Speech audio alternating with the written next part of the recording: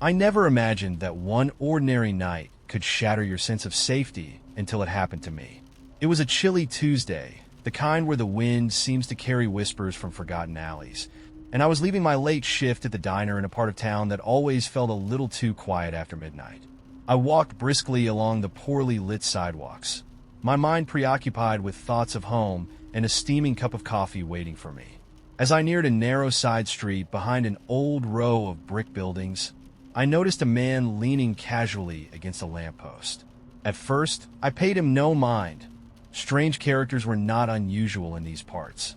But something in his gaze, dark and unblinking beneath a worn baseball cap, made my skin prickle with unease. I quickened my pace, trying to shake off the unsettling feeling, but a few minutes later, as I passed an abandoned storefront, I felt his eyes tracking my every move. I caught a glimpse of him stepping from the shadows, his face partially obscured, yet his expression was all too clear, a cold, calculating curiosity that made me shudder. I tried to rationalize it. Perhaps he was simply a night wanderer, or maybe I was just tired. I told myself it was nothing more than a coincidence. But as I continued, his presence seemed to intensify. Halfway home, I turned down a quieter street, hoping to lose him in the maze of empty sidewalks and flickering neon signs. Instead, I found him waiting at a corner under a feeble streetlight. His posture was unnaturally still, and as I passed, he called out softly in a measured tone, "Are you alone tonight?" The question, so deliberate and laden with an unspoken menace, sent a jolt through me. I mumbled a hesitant, "Yes," and immediately broke into a run. His footsteps, slow and deliberate, matched mine in an eerie echo as I dashed through the darkness. Every instinct screamed at me to escape, yet the maze-like streets of that forgotten part of town only deepened my terror. I ducked into a narrow alley behind a row of dumpsters, my heart hammering in my chest. I pressed myself against the cold brick wall, straining to catch any sound other than my own ragged breathing. In that moment of desperate solitude, I fumbled for my phone to call someone. Anyone, but a sinking realization made me hesitate. What if reaching out only alerted him further? Instead, I listened as the distant thud of his steps receded into the night, leaving me alone with a silence that was more unnerving than any sound. After what felt like an eternity, I cautiously emerged from the alley and took a convoluted route home, avoiding well-trodden paths and darting glances into every shadow. When I finally reached my apartment building, the relief was palpable. I slammed the door behind me, bolting it as if I could shut out the lingering terror. Yet, in the quiet of my living room, I discovered something that made my blood run cold. A small, neatly folded note left on the coffee table. In spidery handwriting, it simply read, "I see you." I sat frozen. The note a chilling reminder that the night's encounter was far from over. Over the following days, I attempted to convince myself that my fear was an overreaction, a product of exhaustion and a mind primed for paranoia. I spoke with friends and neighbors, trying to piece together a logical explanation, but no one else had seen or heard anything out of the ordinary. Yet, every time I stepped outside, that memory of the stranger's unblinking stare and his deliberate question haunted me. At night, in the quiet hours before sleep, I'd catch a glimpse of a dark figure in the reflection of a window or hear a soft shuffle outside my door, only to find nothing when I investigated. I began to notice small, inexplicable details. A door left ajar that I distinctly remembered locking, a car idling down the street for far too long with no driver in sight, and even a voice on a payphone repeating my name in a distorted whisper. The incidents, each isolated enough to be dismissed as coincidences, gradually piled up until I could no longer deny that something was terribly wrong. My once predictable world had turned into a landscape of uncertainty, where every shadow and every whispered echo hinted at a presence I couldn't escape.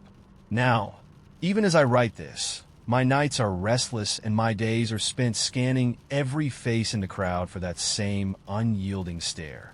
I've learned to avoid poorly lit streets and to cross the road if I sense someone following. Despite the passage of time, I remain haunted by the thought that this stranger with his unnerving questions and cold, calculating manner, might be lurking just around the corner, watching, waiting for the moment when I let my guard down.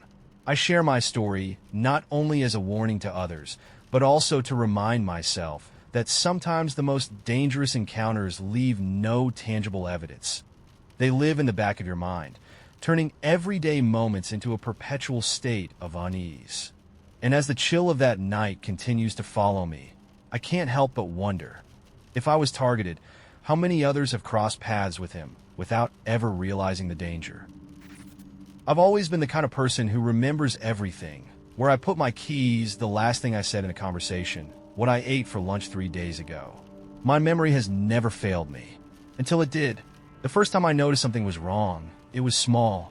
I was standing in my kitchen, staring at the fridge with my hand halfway to the handle, but I couldn't remember why I was there.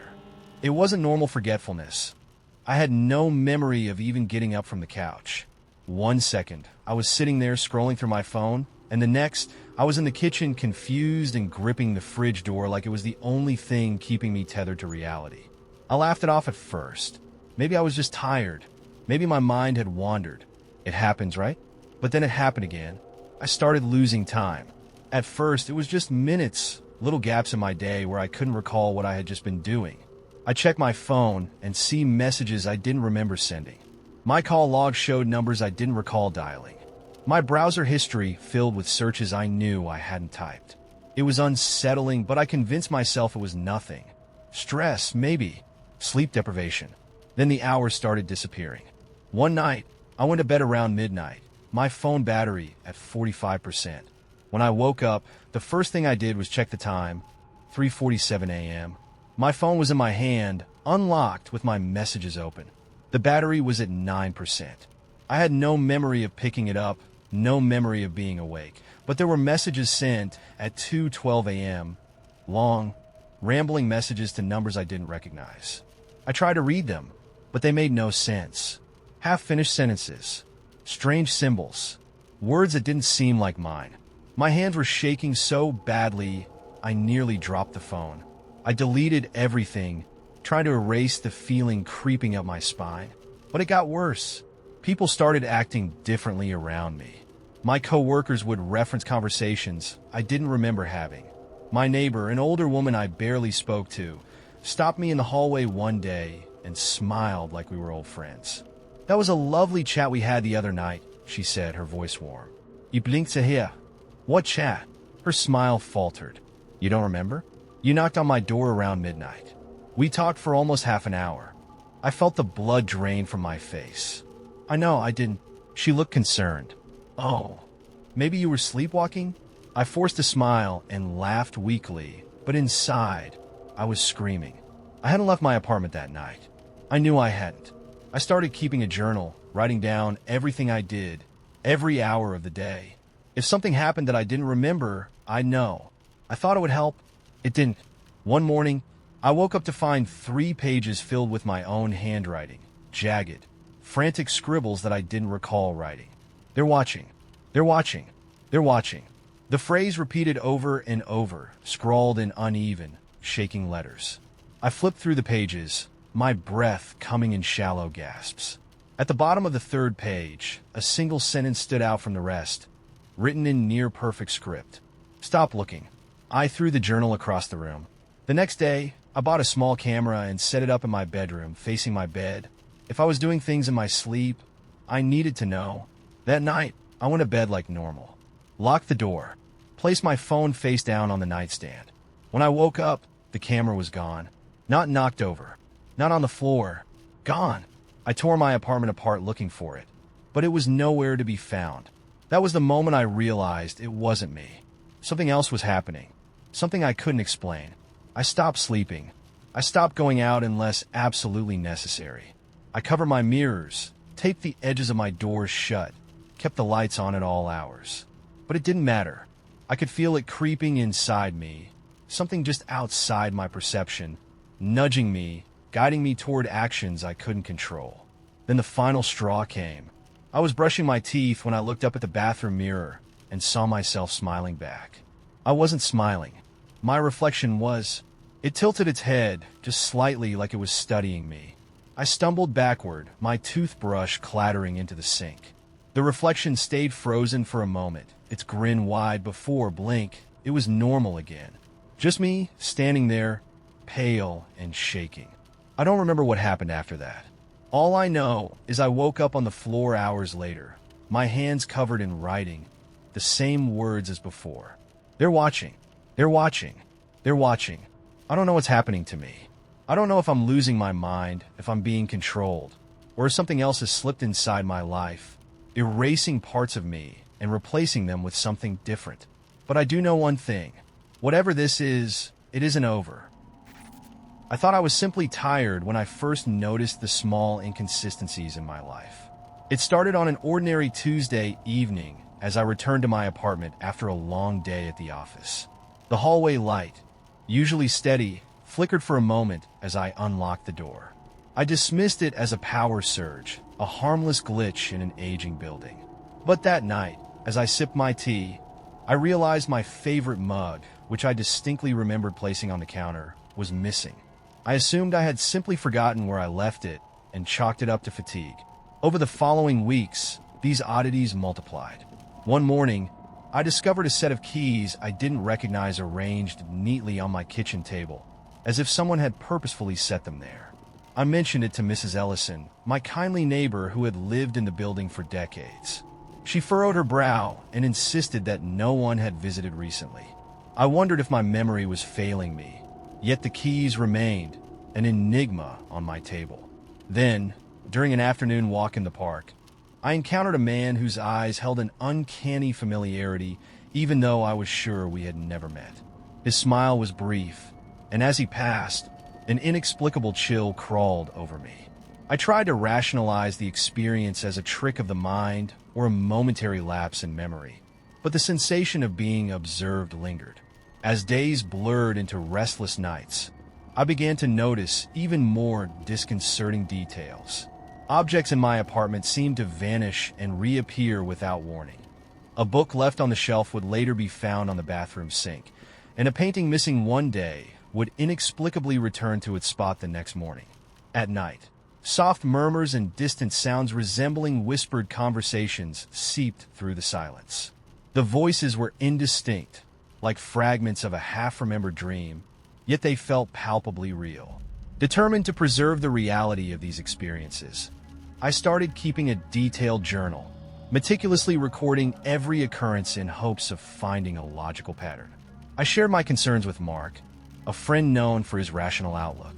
He listened intently as I described the disappearing objects and mysterious sounds, then suggested, "Maybe you're just stressed, or it's all in your head." His measured tone did little to ease my growing uncertainty. Each time I referenced my journal, I recalled the deliberate order of these events, the keys on the table, the fleeting face in the park, the objects that defied explanation. Instead of offering comfort, his words only deepened my isolation, leaving me to wonder if I was unraveling into paranoia. One particularly eerie night, I awoke to a soft, haunting melody playing in the background, a tune I didn't consciously choose. Drawn by its familiarity, I followed the sound through the dim corridors of my apartment, only to arrive in an empty room with no discernible source for the music. The notes hung in the air like a ghostly echo from another time. In a nearby mirror, I caught a glimpse of a shadow, a figure standing motionless behind me, its features blurred yet disturbingly familiar. I spun around, heart pounding in my chest, but found nothing. Was it merely a trick of the light, or evidence of something else entirely? Lately, the strange events have become an inescapable part of my daily life. I sometimes hear laughter in the silence of an empty room or catch sight of fleeting shadows where no one should be. Even when I try to dismiss these moments as coincidences or the byproducts of exhaustion, a deep-seated fear tells me that I'm losing grip on reality.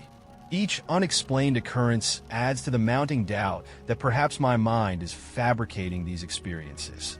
Night after night, I pore over my journal, desperately searching for a rational explanation that might restore my confidence in what is real.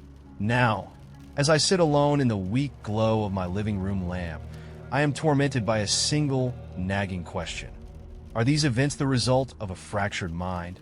Or is there something, some unseen presence, that orchestrates these anomalies?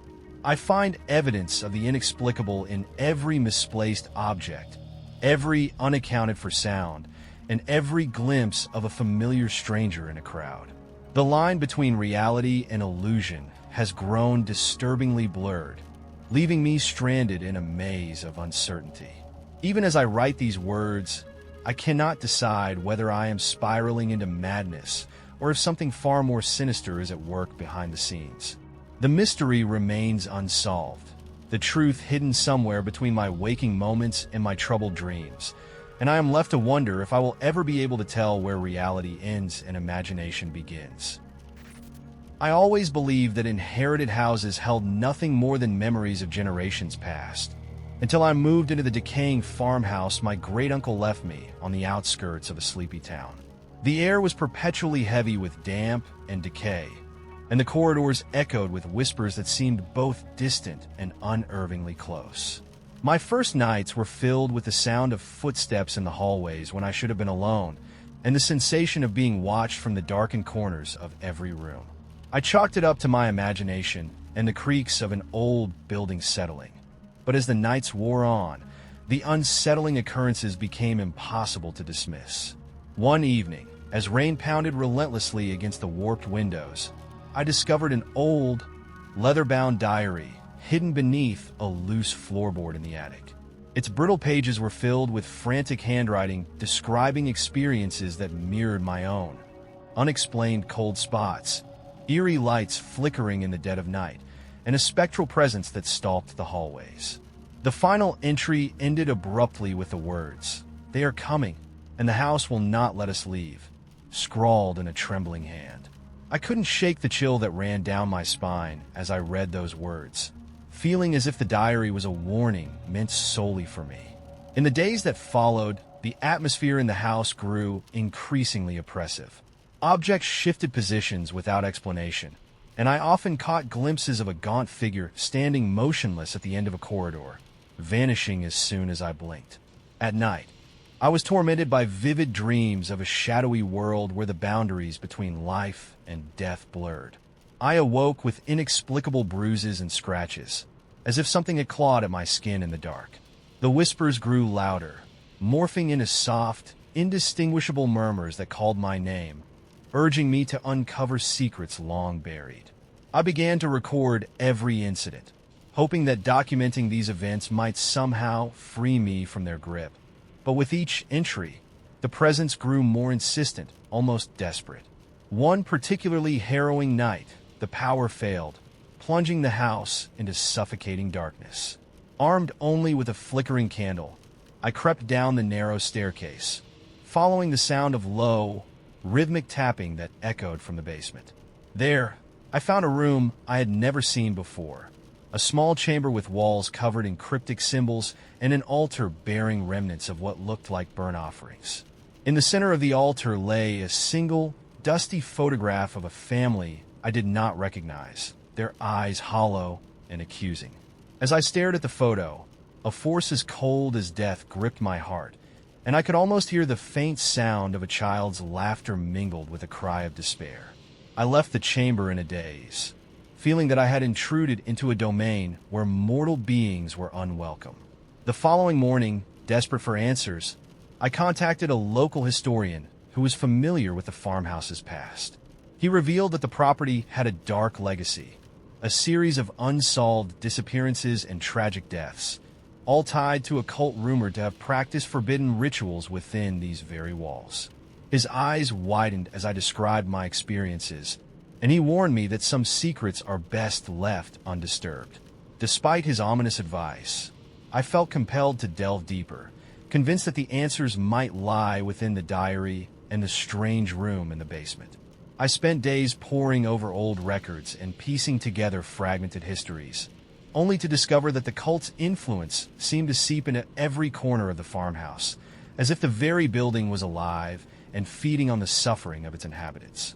One night, as I sat alone in the parlor, I sensed a presence that chilled me to the bone. The air grew inexplicably cold, and the candle flame danced wildly as if caught in a tempest. I turned slowly to see a figure standing behind me, a spectral form draped in tattered garments, its face obscured by shadow. It raised a trembling hand and pointed towards the diary on the table. In a voice that was barely a whisper, yet filled with an otherworldly command, it seemed to implore me to read on. With trembling hands, I opened the diary to the last, incomplete entry. The words, written in a hurried scrawl, spoke of a ritual meant to sever the ties between the living and the dead, a ritual that required a sacrifice of blood and hope. Before I could comprehend the full meaning, the figure dissolved into the darkness, leaving behind an echo of sorrow and a promise of doom. I fled the farmhouse that very night, leaving behind a life haunted by memories too horrific to recount. Yet, even as I write these words, I feel the insidious presence lingering in the shadows of my new home. Every creak, every whisper in the silence reminds me that the past is never truly gone, and some mysteries remain unsolved. I now live with the unsettling knowledge that my encounter may have been only the beginning of a far more terrifying ordeal. In the quiet moments before sleep, I hear the echo of that spectral command, and I cannot help but wonder if the house, and whatever dwells within it, has followed me, patiently waiting for the day when I can no longer run. The truth behind those cryptic symbols and the fate of the lost souls remains an enigma, leaving me with a lingering dread that my story, much like the shadows that haunt me, is far from over. Months later, I began noticing subtle changes in my new apartment. A shadow that wasn't mine would occasionally pass behind me in the mirror. I would awaken to a cold whisper in the darkness of my room, as if someone was urging me to return. The remnants of my past life followed me like a curse. I often find myself glancing over my shoulder, half expecting to see the gaunt figure from the farmhouse, its sorrowful eyes bearing silent witness to my torment. Despite my best efforts to move on, I cannot shake the overwhelming sensation that I am still bound to that accursed place. There are nights when the wind outside my window carries a familiar, mournful tune, echoing the mysterious humming of that dreadful night in the farmhouse. It is as if the spectral presence, now a part of me, refuses to let go, haunting me with a relentless persistence that defies explanation. I have attempted to seek help from experts in the paranormal, but their investigations only confirmed my worst fears, that the house's dark legacy is not confined to a single location, but instead weaves its way through the very fabric of my existence. I sometimes wonder if I am cursed, marked by the malevolent force that chose me as its vessel. In restless dreams, I see visions of forgotten rituals, a circle of hooded figures chanting in an ancient tongue under a blood-red moon. I wake in a cold sweat, feeling as though I have been pulled into a nightmare from which there is no escape. The line between my own thoughts and the haunting memories of that farmhouse is blurred, leaving me with a constant sense of unease and dread. Every creak in my new home is a reminder that something dark and unyielding still lingers at the edge of my perception. My attempts to sever the connection through rituals and prayers have done nothing to quell the pervasive terror. Instead, each effort seems only to deepen the bond between my soul and the enigmatic force that stalks me. Even now, as I lay awake in the silent hours of the night, I feel a tremor of unease ripple through me. The lines between dream and reality blur until I can no longer trust the world around me. I question every creak, every sudden gust of wind, and every flicker of light as potential harbingers of the unknown. I have learned that some mysteries, once awakened, never truly sleep.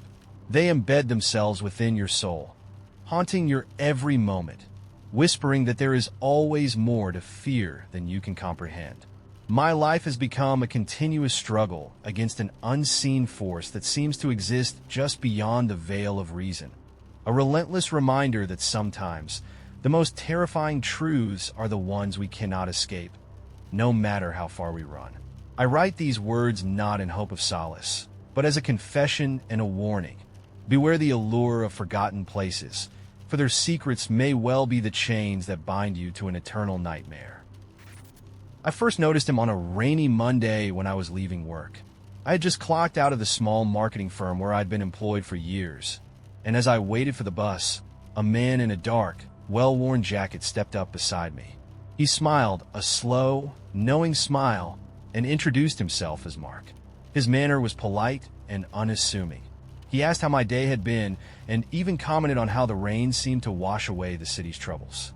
I thanked him for the kind words and boarded the bus, dismissing the encounter as nothing more than a pleasant anomaly. Over the next few weeks, Mark appeared more frequently in my daily routine. Sometimes he would be at the bus stop, other times I'd catch him in the local coffee shop. His questions grew more personal. How do you really feel about your job? He'd ask casually, or who do you rely on when things get tough?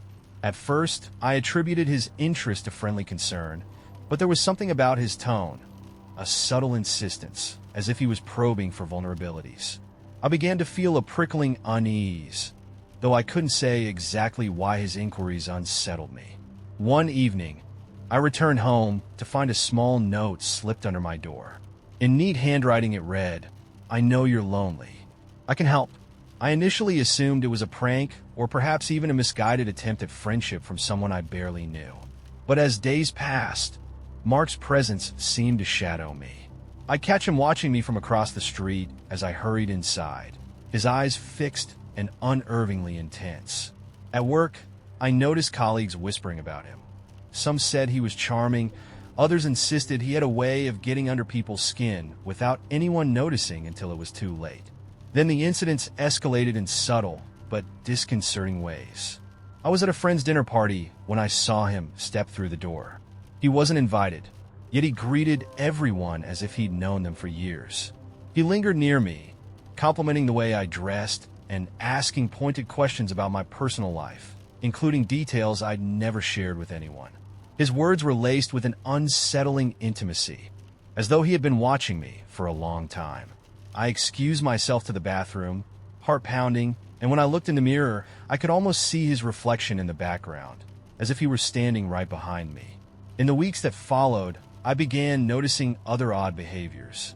Sometimes, after a casual conversation with a friend, I'd realize that they no longer recalled a recent, significant event we'd shared, a misunderstanding, a quiet confession, a joke whispered in confidence.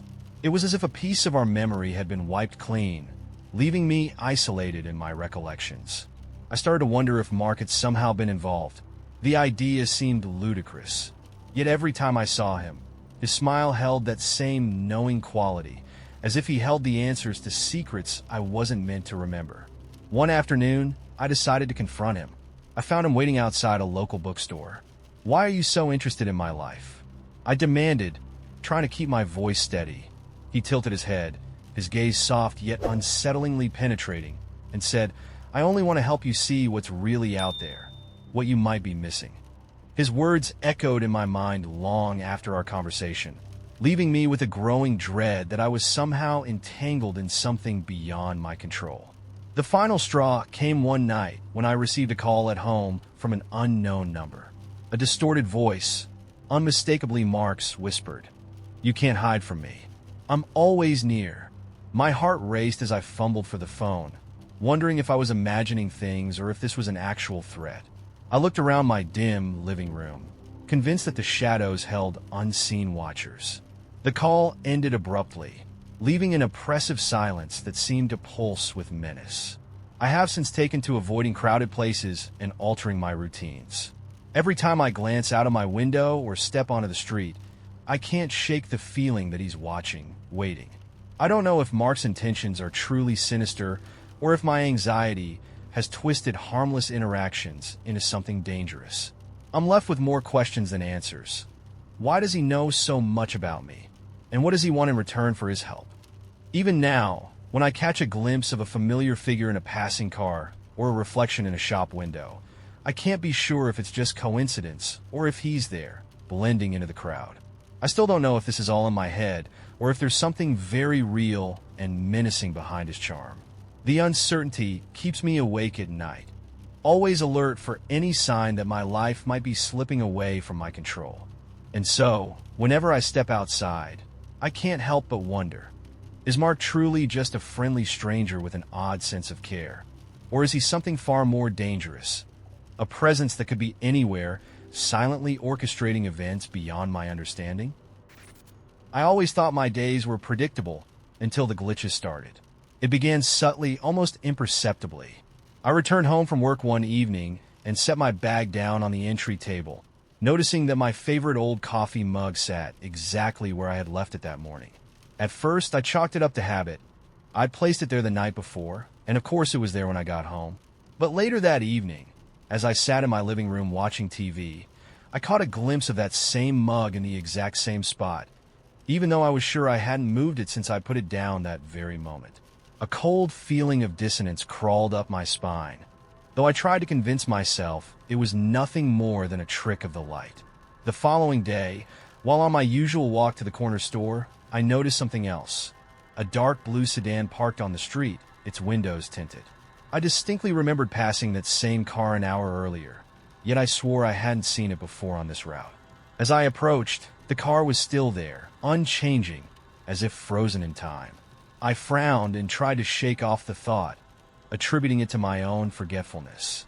But by mid-afternoon, the car appeared again, this time in a different spot on the same block, seemingly following me, though it never got any closer than a few yards away. That evening, I began to notice repetitive patterns within my apartment. The wallpaper on the corridor, which I had admired when I first moved in, looked identical to the day before, down to the tiniest scuff marks. Yet when I examined the pattern more closely, there were small discrepancies, faint smudges where none should have been, and slight misalignments in the design that seemed to shift every time I looked. I recorded these observations in my phone, expecting them to be anomalies of my own imagination. But the more I documented, the more I began to see that these incidents weren't isolated. They were part of a recurring sequence. Over the next few days, I tried to maintain a sense of normalcy. I went to work, had lunch at my favorite deli, and even attended a meeting where a colleague casually mentioned that he felt like he'd heard the same conversation twice that morning. I dismissed his comment as a mere coincidence, yet his tone and the slight quaver in his voice hinted at something deeper. When I returned home that night, I discovered that my apartment's layout, which I had memorized down to the position of every piece of furniture, seemed to have altered ever so slightly. The couch was shifted by a few inches, and a small potted plant that I'd placed on the windowsill was now on a side table. I couldn't recall moving anything, yet there it was, exactly as if someone had rearranged my life while I wasn't looking. At first, these glitches were minor nuisances, easily dismissed as errors of perception or the quirks of an overworked mind. But as the days turned into weeks, the repetitive nature of these occurrences became undeniable. Every morning, I would find my digital clock displaying the same sequence of numbers for a split second before it corrected itself. I began to notice that even my memories were starting to loop. A conversation with a friend at a cafe, where he repeated the same sentence twice before moving on, or moments at work when I felt that I had already lived through the exact same minute. It was as if reality was caught in a loop, repeating the same scenes with minor, disconcerting variations. One evening, while scrolling through photos on my phone, I saw an image of the dark blue sedan I had noticed on my walk. Oddly, the car appeared in the background of several photos taken on different days, always in the same position, as if it were an unchanging marker in a world that was otherwise shifting. I began to question everything. Was I the only one noticing these discrepancies? I asked my friends, but they shrugged off my concerns. "You're just tired," one said. "It's all in your head," another insisted. But I couldn't shake the feeling that there was something profoundly wrong with the fabric of my reality. Late one night, after another disconcerting day of repeating scenes and familiar yet altered details, I sat alone in my darkened apartment and stared at the ceiling. The quiet was oppressive, and in that silence, I could almost hear the hum of a machine, a steady, rhythmic pulse like the heartbeat of a program. The thought struck me suddenly. What if the world wasn't real at all? What if everything I experienced was merely part of a vast simulation, a glitch in the matrix that was slowly unraveling before my eyes? In that moment, every repetitive detail coalesced into a single, terrifying possibility. I began to believe that my life was not entirely under my control, that the moments I cherished, the memories I had built, were subject to some inexplicable force, a system where the script was constantly being rewritten without my consent. The recurring appearance of the same car, the unchanged position of my coffee mug, the shifting furniture, it all pointed to a reality that was programmed and prone to error. And as I sat there, confronting the notion that everything around me might be nothing more than lines of faulty code, I felt an overwhelming sense of isolation. I wasn't just an observer in this glitch. I had become a part of it.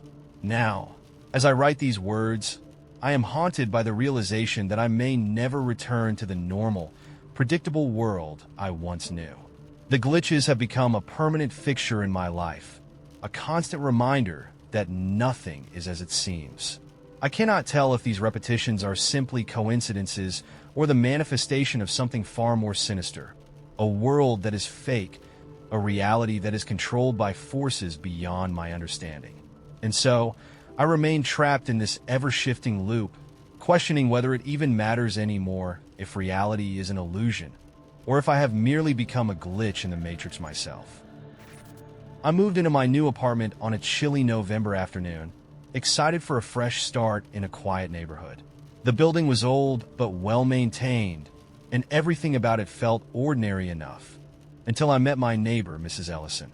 She was a kindly older woman with soft eyes and a gentle smile who always greeted me warmly in the hallway.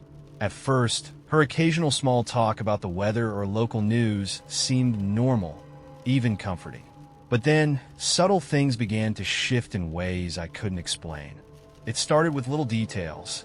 One evening, I returned home after a long day at work and noticed that the vase on my entry table, the one I'd arranged meticulously with fresh flowers, was slightly askew.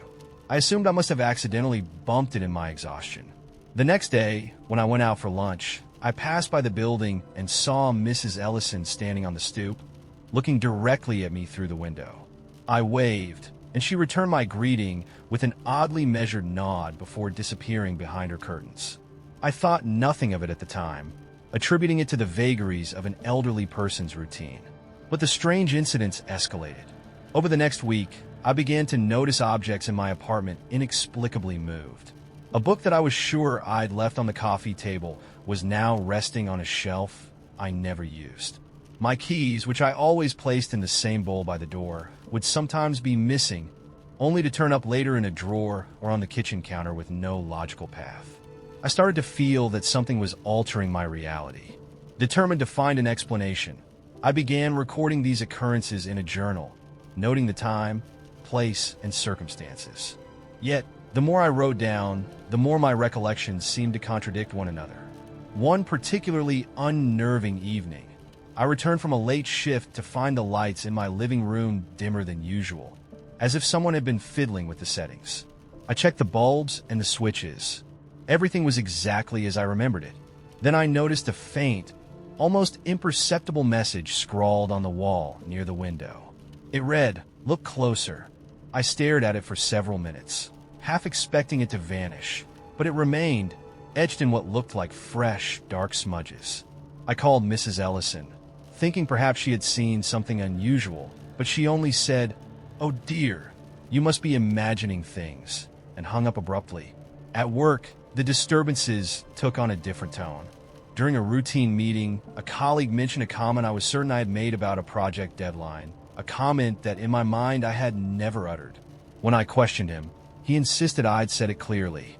Others in the meeting exchanged puzzled glances, but when I pressed further, the conversation shifted, and I was left with a lingering sense of being the only one out of sync with reality.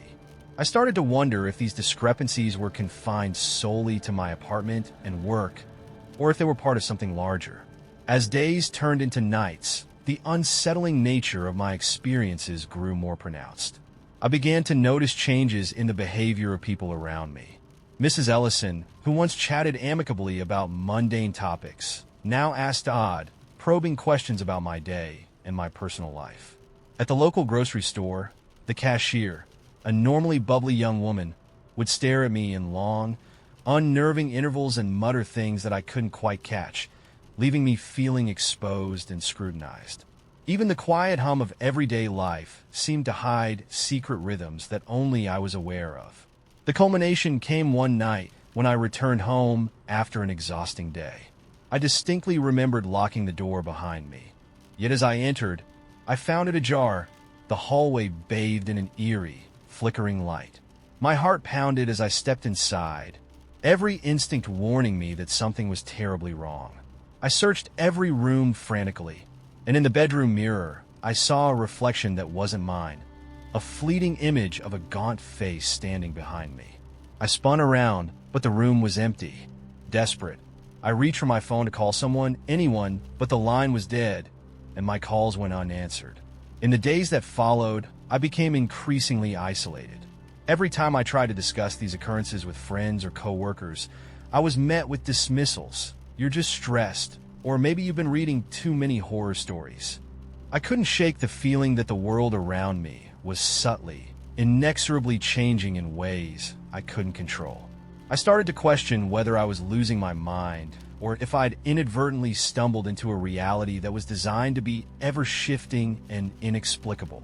Now, as I sit alone in my darkened apartment, I can't help but feel that my world has become alien and hostile, a place where nothing is as it seems, and every familiar face hides a secret. The subtle rearrangements, the mysterious messages, and the unspoken changes in people's behavior have all coalesced into a disturbing puzzle that I cannot solve. I'm left with the haunting suspicion that it's not just my imagination running wild, that there's something far darker and more deliberate at work here. And the most terrifying thought of all is that I may be trapped in this shifting reality where no one else sees the changes, and I am condemned to live in a world that feels less and less like home with each passing day. I first noticed that something was off on a seemingly ordinary Tuesday evening. I had just returned from a long day at work and was looking forward to a quiet night in my small apartment.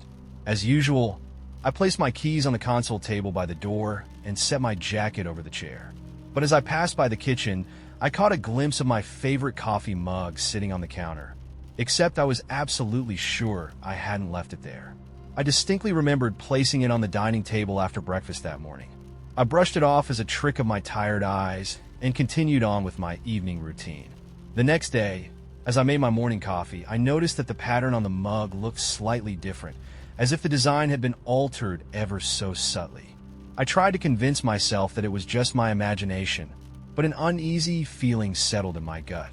Over the course of the week, other small discrepancies began to emerge.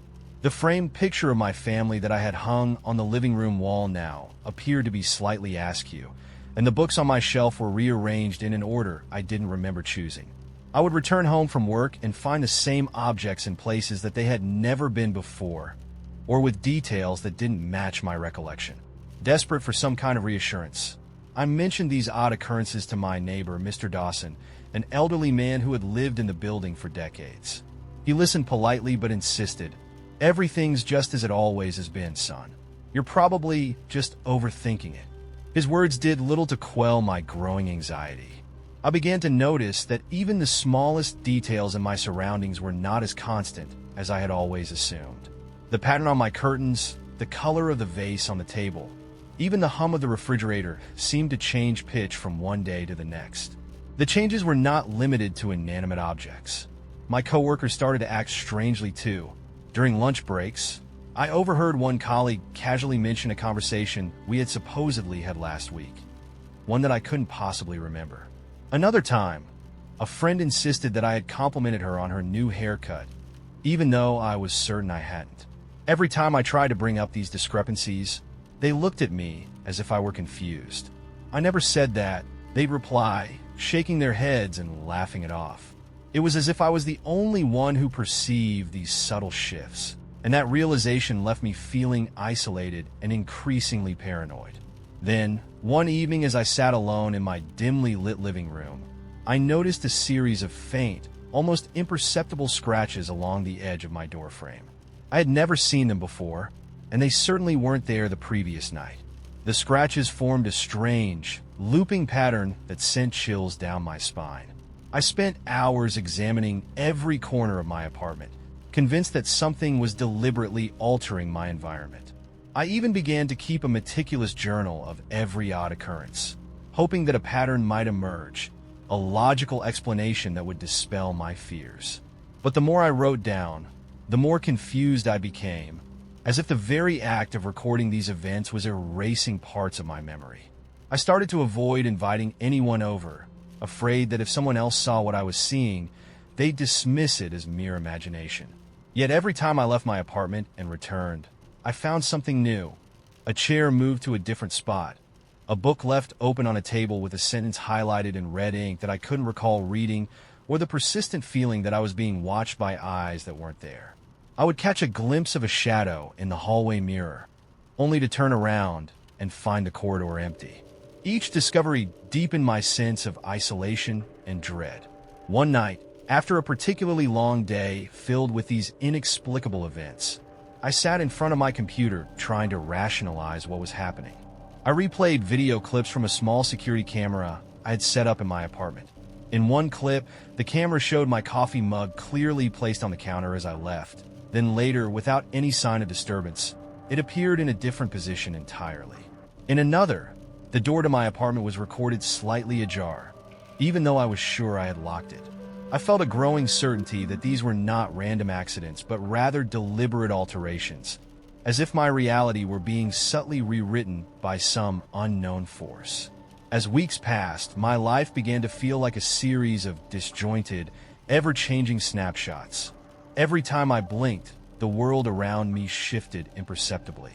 I tried to confide in friends and family, but their reassurances only made me question myself further. "Everything's normal. You're just tired," they would say, offering gentle smiles and supportive words. But deep down, I knew something was terribly wrong. The apartment I once considered my sanctuary now felt alien and hostile, as though it were a stage set for a play I hadn't auditioned for, a play in which the script kept changing without warning. Now, as I sit here in the dark, surrounded by the quiet hum of my rearranged world, I can't help but wonder if I'm trapped in a closed loop of perpetual change, where every familiar detail is just a facade for something more sinister. The unsettling truth lingers in my mind. While everyone else sees an unchanging world, I am haunted by the relentless, inexplicable alterations that suggest I might be living in a reality that is not my own, a reality that could be nothing more than an illusion. And the thought that I may never escape this shifting landscape, that I might be the only one who remembers the world as it once was, fills me with a profound sense of isolation and dread. I was having one of those mornings where everything seemed perfectly ordinary, until it wasn't. I left my apartment on a crisp Tuesday, the kind of routine day that promised nothing more than a hot cup of coffee and a predictable commute. As I walked down my familiar street, I noticed something odd in the reflection of a storefront window, a flicker of movement that shouldn't have been there. I paused, heart thumping, but when I looked up, nothing was out of place. I shrugged it off as a trick of the light. After all, it was just one of those mornings where your mind plays small pranks. Later that day, while waiting in line at my usual coffee shop, I saw my co-worker, Jamie, approach the counter. He was the same Jamie I always knew, friendly, a bit sarcastic, with an easy smile. But something about him felt off. As he ordered, his smile froze for a fraction of a second, then slid back into place as if nothing had happened. I blinked, rubbed my eyes, and continued my own order. The moment passed, and I tried to convince myself that I was simply tired. But as the day wore on, the oddities compounded. On the bus ride home, I glanced out the window and saw the same black car parked on the side of the road at 3 different stops. An impossibility, yet there it was each time. I thought it was a coincidence at first, a malfunction of my own perception, but the repetitive nature of the sight gnawed at me. That evening, back in my apartment, I began to notice more unsettling details. My living room, which I was certain had been arranged a certain way when I left that morning, now looked subtly different. A cushion on the couch had shifted position, and the mug on my coffee table was not where I remembered leaving it. I wasn't the forgetful type. I distinctly recalled placing everything in its proper spot. I sat down at my desk and opened my laptop, intending to distract myself with work. only to be met with an inexplicable error message on a document I'd been working on, a single word, reset, typed in the exact font I always used. I rubbed my eyes and restarted the computer, hoping for normalcy, but the word lingered in my mind. Over the next few days, the pattern only intensified. I started noticing that everyday objects seemed to change positions when I wasn't looking. I would leave a room for a moment and come back to find my bookshelf rearranged. The same paintings on my wall would appear to be in different locations. Once, I even found my favorite sweater folded neatly on a chair I never used. I began to question whether I was simply misremembering or if something else was at work.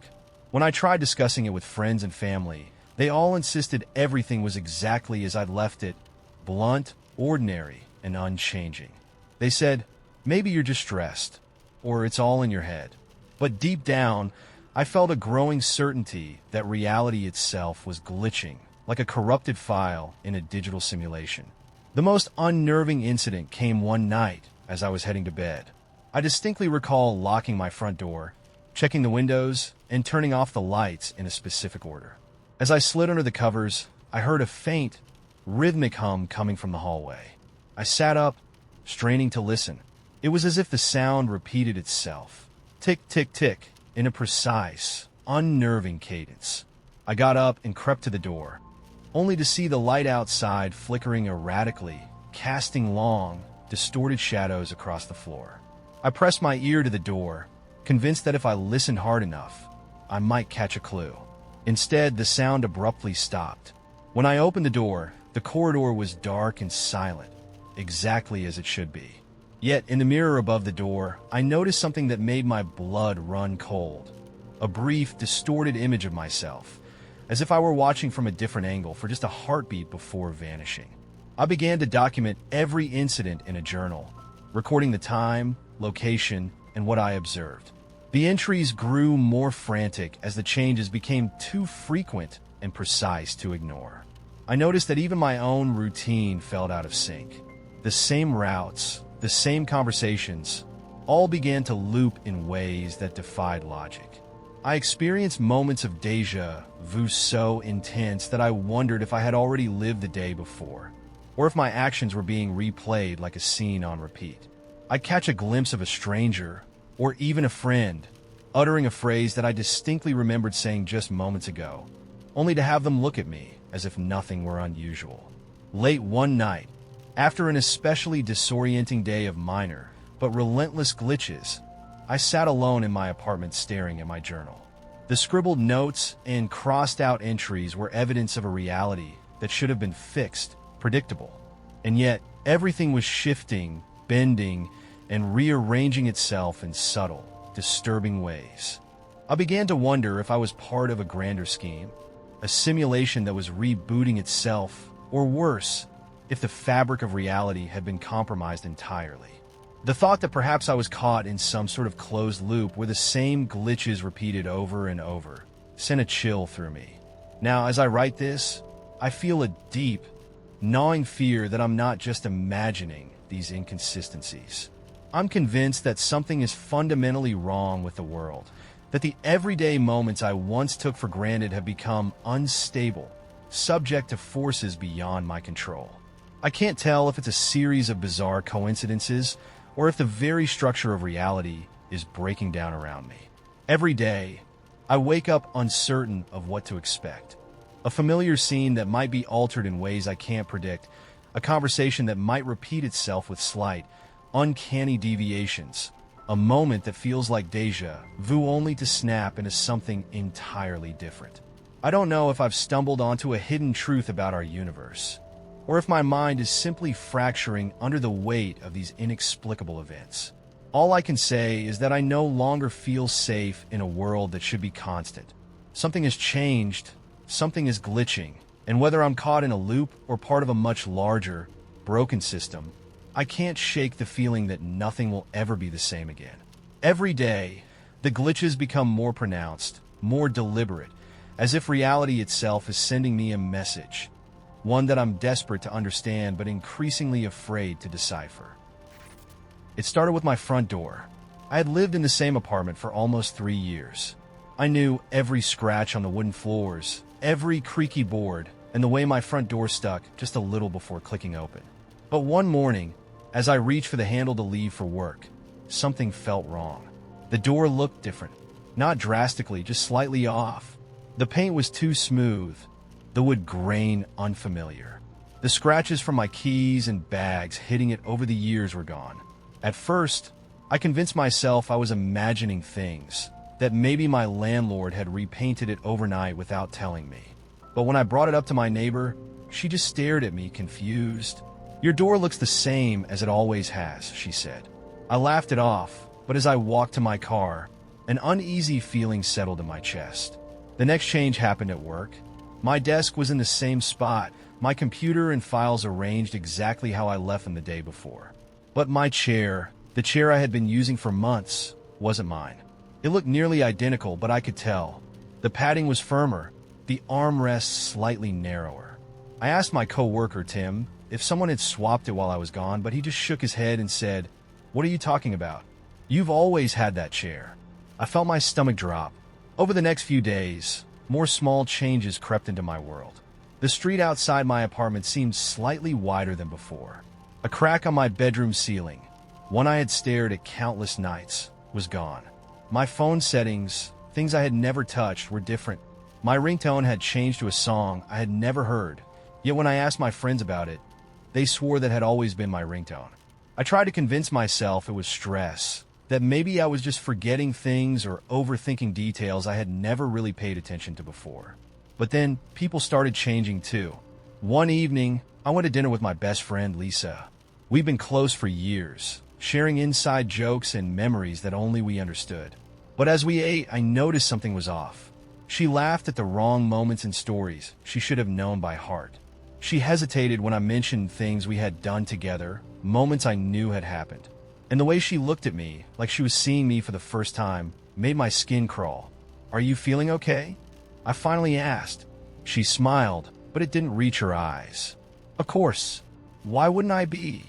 Do you remember last summer, when we went to that cabin upstate?" She frowned, tilting her head. "We've never been to a cabin, Sarah." I felt ice crawl up my spine. "Yes, we have. You." I stopped myself. She wasn't joking.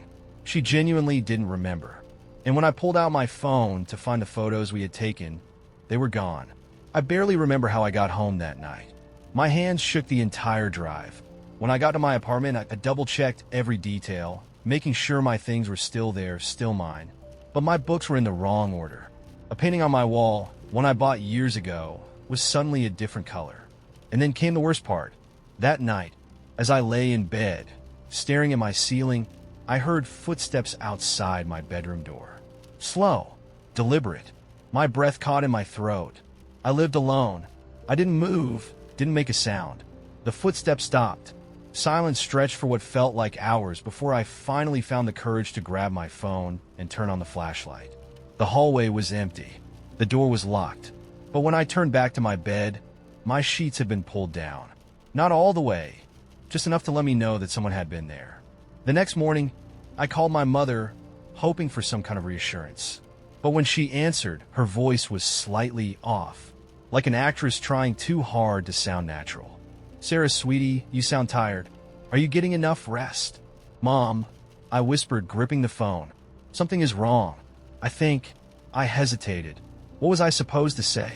That reality was warping around me? That things were changing and no one else noticed? That even she didn't sound like herself? "Think what, honey?" she asked. I swallowed. "Never mind." She laughed softly. "You always worry too much. Just relax, okay?" The call ended, and I realized I never told her my name. I don't know what's happening to me. Every day, more things change. My favorite coffee shop now has a different name. My work schedule has shifted, but when I ask my boss about it, he insists it's always been that way. Even my own reflection feels unfamiliar. My features just slightly off, like an artist's imperfect rendering of my face. I keep trying to hold on to the details, to remember what my life was before these changes started, but the memories are slipping. My journal entries are disappearing. My texts to friends vanish after I send them. And I'm terrified that, one day, I'll wake up and forget that anything was ever different at all. I don't know if I'm going crazy or if I've fallen into something far beyond my understanding. But I do know one thing. Whatever is happening, it's not a coincidence. And I don't think I'm supposed to notice.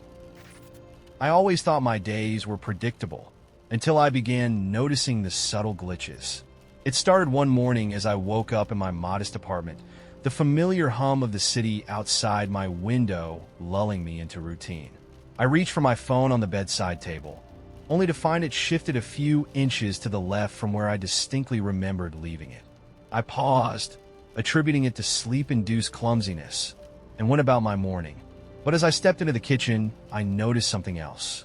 The coffee mug I had placed on the counter the night before was not in its usual spot. Instead, it sat on the table where I never left it, a small, almost imperceptible change that I dismissed as a fleeting oversight. Later that day, on my walk to the bus stop, I encountered a man I recognized from my neighborhood. I was certain I'd seen him a dozen times before, always with the same slow gait and the same tired expression.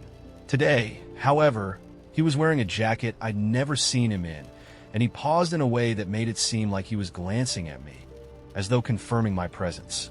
I nodded in greeting, but as he walked away, something about his posture and the way his shadow stretched behind him fell off, like a replay that was just slightly altered. The glitches didn't stop at people. When I returned to my apartment after work, I opened the door expecting the familiar creak of the hinges. Instead, it swung open silently, as if it were brand new. I walked inside, feeling an odd sense of déjà vu.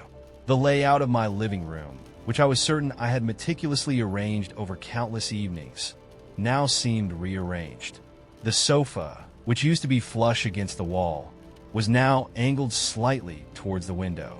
A framed photo that normally hung above the fireplace was missing, replaced by a blank space. I spent a few minutes retracing my steps from the previous day, trying to recall if I had moved anything, but every detail was exactly as I remembered, until it wasn't. At first, I attempted to rationalize these occurrences as tricks of my memory. Perhaps I was simply more tired than usual, or maybe my mind was playing games with me after too many long hours at work. But as the week progressed, the glitches grew more persistent. I began noticing that everyday objects would subtly shift their positions when I wasn't looking. I'd leave my desk in the study with a stack of papers neatly arranged, only to return later and find the pages scattered, as if someone had rifled through them. The clock on the wall would sometimes stop for a few seconds, then jump forward as if trying to catch up. Even the background noise in my apartment, a steady murmur from the TV, the distant honk of cars, seemed to warp and twist, as if the soundtrack of my life was intermittently losing its rhythm. The strangest part was that these events started repeating in a pattern. One afternoon, I found myself in a coffee shop that I frequented, only to realize that the layout of the place had changed entirely. The counter was in a different position, the familiar seating area reconfigured, and a series of cryptic messages scrawled in chalk on the blackboard menu read things like "Remember before" and "Lost time." I asked the barista about it, but she simply shrugged and said, "It's always been that way," as though nothing unusual had occurred. I left feeling unsettled, wondering if I was the only one who noticed these discrepancies. As days turned into weeks, the line between what was real and what was not began to blur. I started keeping a journal, scribbling down every anomaly in meticulous detail. Each entry described a seemingly ordinary scene. A walk in the park, a conversation with a neighbor, a quiet evening at home, that had inexplicably altered itself upon my return. I began to notice patterns, a repeated set of numbers on digital displays, the same fleeting reflection of an unfamiliar face in shop windows, and even moments when I caught my own image in a store mirror, but with a slight difference. A smirk I didn't remember wearing, eyes that seemed to glimmer with secret knowledge. At night, I lay awake wondering if these glitches were a malfunction in the fabric of reality, or if I had somehow become caught in an endless loop of repeated moments, each iteration more warped than the last. The familiar world I'd always trusted was disintegrating into something fluid and unpredictable, and no one around me seemed to notice. Friends laughed off my concerns, and co-workers insisted that I was overreacting to nothing more than a coincidence. I began to feel increasingly isolated, as if I were the only one experiencing the fracture in our collective reality. Then came the day that shattered any lingering hope for a return to normalcy. I was sitting in my favorite park, watching the gentle sway of trees in the breeze, when I saw a figure I recognized, a young woman I'd often passed on my morning runs. But as she approached, I realized that her face was a perfect copy of someone I'd seen on a billboard just a week earlier. I stopped in my tracks, heart pounding, as she smiled at me with eyes that seemed to reflect something deeply familiar and yet entirely alien.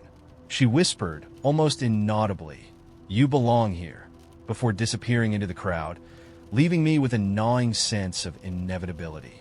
In that moment, I understood that I was not witnessing isolated incidents. I was part of something much larger, a glitch in the matrix of reality itself. Every time I returned to a familiar place, I found it subtly changed, as if the world was recalibrating itself around me, erasing the permanence of what I once knew. I realized that I might never find my way back to the stable, predictable life I once had. The more I observed, the more convinced I became that my entire existence was a loop of repeating moments, each iteration slowly unraveling the truth of my reality. Now, I live in a state of constant uncertainty. Every day, as I step out into the world, I do so with the knowledge that nothing is fixed. Every face, every object, every moment might be a fleeting illusion. The glitches have become part of my life, and I've started to wonder if perhaps I am the glitch. I've lost faith in the solidity of time and space, and I fear that I'm trapped in a loop from which there may be no escape. The realization is as liberating as it is terrifying. Normal reality may be an illusion, and I am left to wander in a fractured world where every moment is subject to change. Every memory is malleable, and the only constant is the unsettling awareness that I may never return to what once was. I moved into the apartment on a crisp autumn day, full of hope and excitement for a fresh start. The place was modest, a one-bedroom on the third floor of an old building with character and charm. At first, everything felt perfectly normal. I spent the first few days arranging my belongings, decorating the living room, and exploring the neighborhood. I even made friendly small talk with a few neighbors, and life seemed to settle into a pleasant routine. But on my third night, as I lay in bed, I noticed something odd. I had left my favorite porcelain mug on the kitchen counter that evening, a habit I'd had since moving in. When I went downstairs to get a glass of water, the mug was still there, exactly as I had left it. I felt a slight pang of relief, thinking nothing of it. However, later that evening, as I returned from a quick trip to the grocery store, I found the mug in a different spot, precisely where I'd never placed it. At first, I assumed I must have moved it in my sleep, but the memory was clear. I'd left it right where it belonged. The next morning, I discovered that the living room furniture had rearranged itself. The sofa, which I remembered being flush against the wall, was now angled slightly towards the window. The coffee table had been nudged a few inches away from the couch, and a small vase I'd placed there was now atop a different table altogether. I spent a few minutes double-checking my recollection, but everything was unmistakably different. I chalked it up to my own absent-mindedness. Perhaps I had reorganized things in a half-asleep state, but a creeping unease settled in. As days passed, the inexplicable changes continued. I'd come home after work to find that the hallway carpet, which I'd admired for its intricate pattern, now looked slightly off, as if the design had been subtly altered. I found random sticky notes in my apartment that I did not remember writing. One day, I discovered a handwritten note on my bathroom mirror. "We see you." No one had ever mentioned any pranks in this building, and the neat script was too deliberate to be a coincidence. I started to wonder if I was simply overreacting. One evening, I decided to document everything. I took photos of the living room, the kitchen, even every corner of the small apartment, and compared them with my memories. But no matter how many pictures I took, I always noticed minor discrepancies. A picture frame that was once on the right side of the mantel now sat on the left, or a bookshelf that I was sure had always been exactly as I remembered was now missing a few books, replaced by others in an order I couldn't recall arranging. My journal entries became longer and more frantic, noting the time, date, and every minute detail of the changes. But the more I wrote, the more I questioned my own sanity. At work, the situation began to seep into my daily life. During lunch breaks, I would see the same man sitting on the bench outside the building. I remembered him clearly from my first day, a man with a kind smile and gentle eyes. But over time, he appeared to change. One day, he wore a hat I hadn't seen him wear before. Another, he had a look of intense sorrow that was out of character. At times, I even caught snippets of his conversation that sounded oddly scripted, as if he were reciting lines from a play. When I asked colleagues if they noticed anything unusual about him, they dismissed it as my imagination. Then came the most disturbing incident. One evening, as I was watching TV in my living room, I glanced at the clock. It read 9:17 p.m. I remembered turning off the light in the hallway when I left for dinner, yet when I looked out the window, the corridor was illuminated, as if someone had deliberately left the light on. I stepped outside to check, only to find the hallway exactly as it had been when I left, no sign of any extra light.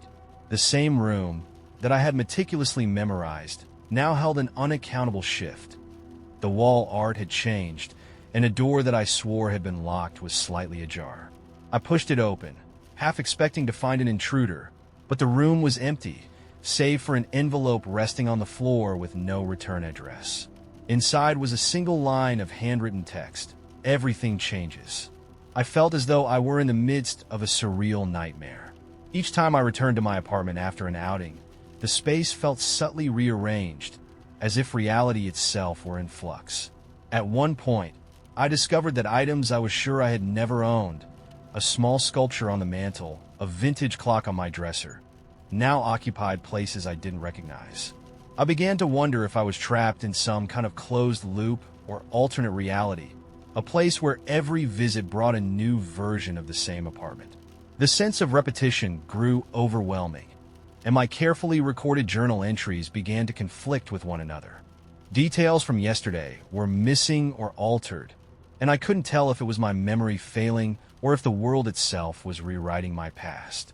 Late one night, after a particularly distressing day of inexplicable shifts, I sat alone in the dark living room.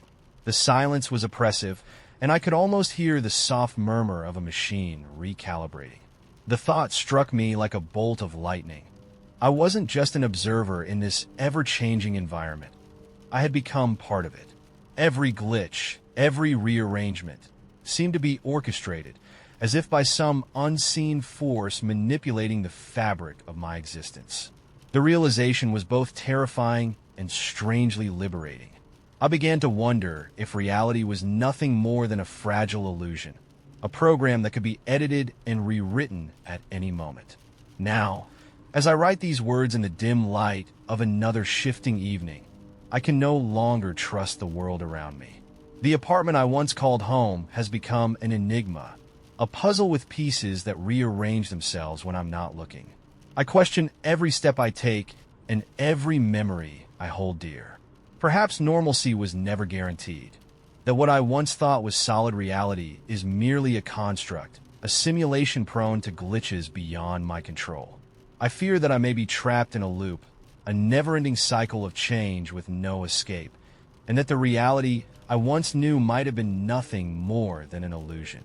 All I can do is keep a record of these changes, hoping that someday I might decipher the pattern behind them. Even as I resign myself to the possibility that I am now part of a larger, unexplainable system where nothing remains the same, and I may never find my way back to what I once called normal. I first noticed something was off on an ordinary Tuesday evening. I'd just returned home from work, the kind of routine day I'd always taken for granted. As I set my keys on the entry table, a habit I'd maintained since moving into my small apartment, I realized my favorite coffee mug wasn't where I usually left it. I distinctly remembered placing it on the counter before heading out, yet now it was missing. I dismissed it at first as a simple lapse in memory, thinking I might have set it down elsewhere in my hurry. But the nagging feeling that something wasn't right wouldn't go away. Over the next few days, small, inexplicable changes began to accumulate. A pen I used to jot down notes would vanish from my desk, only to reappear later on the bookshelf, its position slightly askew. I found a stray envelope on the kitchen table with no return address and a single word scribbled inside. Remember. At first, I assumed it was a cruel joke or an errand left by a forgetful roommate, though I lived alone. I tried to rationalize each anomaly away, attributing it to carelessness or a trick of the light. Yet, as the incidents grew more frequent, the air in my apartment began to feel charged with an eerie presence. One night, while I was in the living room reading, I swore I saw the shadow of a figure flit past the window. I turned quickly, heart pounding, only to find the street outside as dark and still as it had always been. But when I returned to my seat, my bookshelf, once neatly arranged, had been subtly reorganized. Books I was sure I'd placed in one order were now in a different sequence, as if someone had meticulously reset them. I spent the rest of the evening double-checking every room, only to find that everything appeared normal again. Yet I couldn't shake the sense that something was deliberately tampering with my reality. I began to keep a journal, recording every instance of these odd occurrences in detail.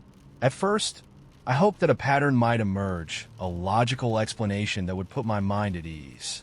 Instead, the entries grew increasingly disjointed. One morning, I woke up to discover that the digital clock on my bedside table was displaying a time that didn't match the rest of my devices. Later that day, I found mysterious marks on the wall near the doorway. Small, almost imperceptible scratches that looked as though they had been made by fingernails. I couldn't recall ever noticing them before, yet they were undeniably there. When I mentioned these events to my friends, they brushed off my concerns with dismissive smiles. "You're just stressed," one said. "Maybe you're not getting enough sleep," suggested another. Even my coworker, someone I'd trusted for years, laughed and claimed he never experienced anything like that. The more I sought validation, the more isolated I felt. It was as if the rest of the world was oblivious to the subtle shifts in my reality. The disturbances began to escalate. One evening, as I was making dinner, I noticed that the arrangement of furniture in my dining room had changed, without any sign of forced entry or rearrangement by me. A chair was now positioned at an odd angle, and a small decorative plate that I was certain had been on the side table was instead perched on the windowsill. I checked every corner, every nook of the apartment, and even looked outside, but nothing seemed amiss. And yet, the sensation that something was systematically altering my environment grew stronger with each passing day. Sleep became elusive. I would lie awake, listening to the soft hum of the refrigerator and the distant sounds of the city, but my mind was consumed with thoughts of what might be causing these shifts. In my dreams, I found myself wandering through a maze of identical rooms, each one a slightly altered version of the one before. The recurring theme in my sleep was a persistent whisper, a voice, almost too soft to hear, repeating the phrase, "Everything changes." I woke in a cold sweat, heart racing, wondering if these were mere nightmares or fragments of a reality that was slipping away from me. I tried to cling to rational explanations, a trick of my overactive imagination, the result of too many late nights and too little sleep, but the evidence was mounting. Objects in my home seemed to move on their own, leaving behind traces that I couldn't explain. Sometimes, when I returned to a room after a brief absence, I would catch a glimpse of a door or a window that had shifted ever so slightly, as if the room itself were rearranging its boundaries. The more I observed, the more I began to suspect that these weren't isolated incidents at all, but part of a larger, unexplainable phenomenon. One particularly disturbing night, I awoke to find a note taped to my mirror. It read in neat, deliberate handwriting, "You are not alone in the changes." I sat there in silence, staring at the message, the implications of it sinking into my bones. Was someone, or something, deliberately orchestrating these alterations? Had my home, my life, become the stage for an unseen force that was rewriting reality itself? Now, as I write this, I am left with a lingering sense of unease that I cannot shake. I no longer know if the shifting of furniture, the mysterious messages, and the subtle alterations in my surroundings are figments of a stressed mind or evidence of a deeper, more disturbing truth. Each day, I wake up hoping for a return to normalcy, only to be met with the same inexplicable changes. The question haunts me. Is my perception failing? Or is there something far more sinister at work? A force that is gradually erasing the familiar and replacing it with an alternate reality? I have no answers. Only the inescapable feeling that I am trapped in a loop of perpetual change, a reality that might not be real at all. And as the nights grow longer and the change is more pronounced, I am left wondering whether it even matters anymore. It began during a business trip when I met him quite by chance at a small networking event in a town I'd never visited before. His name was Marcus, a polite, soft-spoken man with an easy smile and a way of listening that made you feel as though you were the only person in the room. At first, his attentiveness seemed like a genuine kindness. We exchanged a few pleasantries over coffee in the hotel lobby, and he even mentioned some local spots that I could visit during my free time. I appreciated his suggestions, and like most travelers, was eager to explore a new place. But then, subtle details started to emerge that made me question the nature of our encounter. On the morning of my second day, while I was out for a walk before a conference session, I glimpsed Marcus sitting on a bench near the park entrance. His eyes met mine briefly, and he gave a slight nod. I thought nothing of it at the time. After all, it was common enough to see a familiar face in a small town. But when I reached my destination, I realized I'd left my wallet behind. I retraced my steps and found it exactly where I'd left it, yet a folded scrap of paper lay tucked inside the front cover. It simply read, "I know." I laughed nervously, assuming it was a misguided prank or perhaps a mistake, and chalked it up to my own forgetfulness. That afternoon at the conference, Marcus reappeared. We chatted during a coffee break, and he mentioned in passing details about my morning that I hadn't shared with anyone, down to the specific bench where I had sat and the route I took. His casual accuracy sent a chill through me, but his friendly tone made it hard to question his intentions outright. I tried to dismiss it as mere coincidence, maybe a clever observation on his part. Yet, as the day went on, my anxiety grew. I started noticing him in other places, waiting at the same bus stop where I caught my ride, strolling near the entrance of the hotel, even in the reflection of a shop window on a busy street. Each time, his presence felt too precise, too aligned with the moments when I was most exposed. Over the next few days, the pattern became impossible to ignore. One evening, after returning from a late dinner, I found an envelope slipped under my hotel door. Inside was a photograph taken from outside my room, capturing me as I walked down the corridor, a perspective I had never seen before. On the back, in neat handwriting, were the words, "You're never alone." My heart pounded as I stared at it, a creeping dread seizing me. I couldn't remember ever giving Marcus my room number or details of my schedule, yet he mentioned things he couldn't possibly know from a casual conversation. I began to question everything. At breakfast the following morning, Marcus approached me with an unusually intense look. "I saw you leave for that early meeting," he remarked, his tone calm, yet unsettling in its certainty. I tried to deflect the comment, but his eyes held mine with a look that was both curious and unervingly predatory. Every interaction thereafter was laced with these inexplicable details. A reference to a conversation I'd only half remembered, a comment about an errand I'd completed that morning, as if he had been shadowing my every move. When I mentioned these coincidences to a coworker, they brushed it off as overactive imagination on my part, until I realized the pattern wasn't confined to one day or one place. Soon, Marcus was appearing in the periphery of my daily life. At a local cafe, I saw him seated at a corner table, reading a newspaper and glancing up at intervals as if waiting for someone. Later, on a brisk evening walk back to my hotel, I caught him leaning against a lamppost, his gaze fixed on me even from a distance. I started to notice that wherever I went, he was there too, a silent observer whose friendly demeanor masked something far more unsettling. I began documenting these encounters in a small notebook, noting times, locations, and the precise words he used. The more I recorded, the clearer it became. His appearances were not random, but seemed to be choreographed with a disturbing precision. The emotional toll was immense. I felt trapped in a nightmare where every friendly smile hid an ulterior motive, and every conversation left me questioning my privacy. My nights became restless, plagued by dreams where Marcus's eyes followed me relentlessly through endless corridors. I even considered the possibility that I was overreacting, that perhaps I was simply prone to paranoia. Yet, the evidence was undeniable. His knowledge of my daily routines, his seemingly omniscient comments about where I'd been and what I'd done, could not be dismissed as coincidence. I've since tried to find a logical explanation. Could he be a private investigator, hired by someone to keep tabs on me? Or maybe he was part of a social experiment, observing travelers in a foreign town? But no theory fully explained the intimate details he referenced, the precise moments he chose to appear, or the cryptic notes he left behind. Each theory unraveled under scrutiny, leaving me more isolated and increasingly fearful that I was caught in a carefully orchestrated web with no escape. Now, as I sit alone in my apartment with the lights on, I can't shake the feeling of being watched.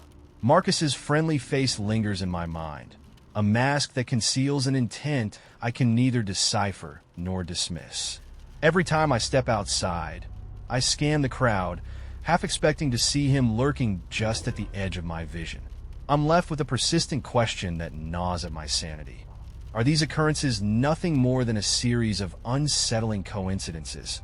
Or is someone truly tracking me, following my every move with a calculated precision that is both frightening and inexplicable? I still don't have the answer, and as each day passes, the line between coincidence and a sinister obsession blurs further, leaving me to wonder if the friendly stranger I once met was ever truly kind, or if he was the beginning of something far more dangerous. I never thought something so ordinary could turn into the most terrifying night of my life. It all started on a quiet autumn evening when I was alone in my modest suburban home. I had spent the day working from home, the usual hum of a computer and the occasional chatter on the phone filling my routine. As dusk settled in, I prepared dinner and put on some light music to ease the stress of a long day. Everything felt perfectly normal until I noticed a subtle change in the atmosphere. While I was chopping vegetables, I sensed an inexplicable chill in the air, like a draft that didn't belong. I shrugged it off as the result of the cooling evening air seeping in through a window left ajar, even though I was sure I had closed them all. After dinner, I settled in my favorite armchair to watch a movie. That's when I first saw it, a fleeting shadow in the corner of my vision. I blinked, convinced it was just a trick of the light, but a nagging feeling of being watched began to creep over me. As the night deepened, the ordinary events of my evening took on a sinister quality. The television, which I had left on low volume, suddenly flickered with static, and for a split second, I could swear I saw a face pressed against the glass screen. My heart pounded as I turned off the TV, plunging the room into silence. I told myself it was a technical glitch, but the lingering sensation of dread wouldn't leave me. I decided to get up and check all the doors and windows, ensuring they were locked. In the hallway mirror, I noticed something even more unsettling, a dark figure standing at the far end, half obscured by shadow. I spun around, but the corridor was empty. I tried to convince myself that my mind was playing tricks on me, that exhaustion was warping my perceptions after a long day. I sat back in the living room, attempting to regain some normalcy. But then, a soft sound, a whisper perhaps, drifted through the silence. It wasn't a clear word, but more of an indistinct murmur that sent chills down my spine. I thought about calling a friend, but hesitated. What would I say? That I was hearing voices in my own home? My rational mind insisted it had to be a combination of nerves and the eerie quiet of the night. Yet deep down, I couldn't shake the feeling that I was not alone. Things escalated when I heard footsteps in the attic above. I hadn't been up there in years, and the thought of someone or something moving around in the dusty and used space made my blood run cold. I grabbed my phone and dialed 911, but when the operator answered, I could barely get the words out. There's someone in my house. I don't know what's happening. The dispatcher tried to calm me, assuring me that help was on the way. In the meantime, I mustered the courage to ascend the creaking stairs, each step feeling like a descent into madness. When I reached the attic, the temperature dropped drastically, and a heavy silence filled the space. I fumbled for the light switch, but the bulb refused to ignite. Instead, I was enveloped in darkness, with only the sound of my frantic breathing and that persistent, inexplicable whisper echoing around me. In the pitch-black attic, I could just make out a shape moving slowly near an old trunk, as if it were beckoning me closer. I bolted down the stairs, back into the relative safety of the living room, my heart racing with a terror I'd never known. Once downstairs, I tried to rationalize everything. Perhaps it was a break-in, a curious trespasser playing tricks on my mind. I double-checked the locks and even peered through the peephole, but no one was there. Yet the unease clung to me like a second skin. For the rest of the night, I couldn't settle. Every creak of the floorboards, every whisper of wind, felt loaded with a malicious intent. I began to question if the phenomenon was isolated to that one night, or if it would return if I was truly being haunted. The following morning, I found physical evidence that I couldn't ignore. On the front door, someone had left a small note in a neat, almost obsessive script. It simply read, "Why did you let me in?" My rational mind sought logical explanations, a prank, a neighbor with a twisted sense of humor. But deep down, I realized there was nothing benign about that message. In the days that followed, I experienced sporadic disturbances. Objects moved from their places, strange sounds echoed in empty rooms, and I occasionally caught glimpses of a figure in peripheral vision that vanished when confronted. I reported the incident to the police, but they dismissed it as a stress-induced hallucination or perhaps an imaginative overreaction to an ordinary home's quirks. Even now, I can't explain what happened that night. There is no evidence of a break-in, no sign that anyone had been inside my home except me. Yet I know what I experienced was real. The oppressive atmosphere, the chilling sounds, the inexplicable messages, all of it defies any logical explanation. I'm left with a lingering terror, a constant awareness that my home, the one place where I should feel safe, may harbor secrets I never wanted to know. Sometimes, when I lie awake in the darkness, I still hear that faint whisper and see a shadow flit across the wall. I can't help but wonder, why did it come, and will it ever truly leave?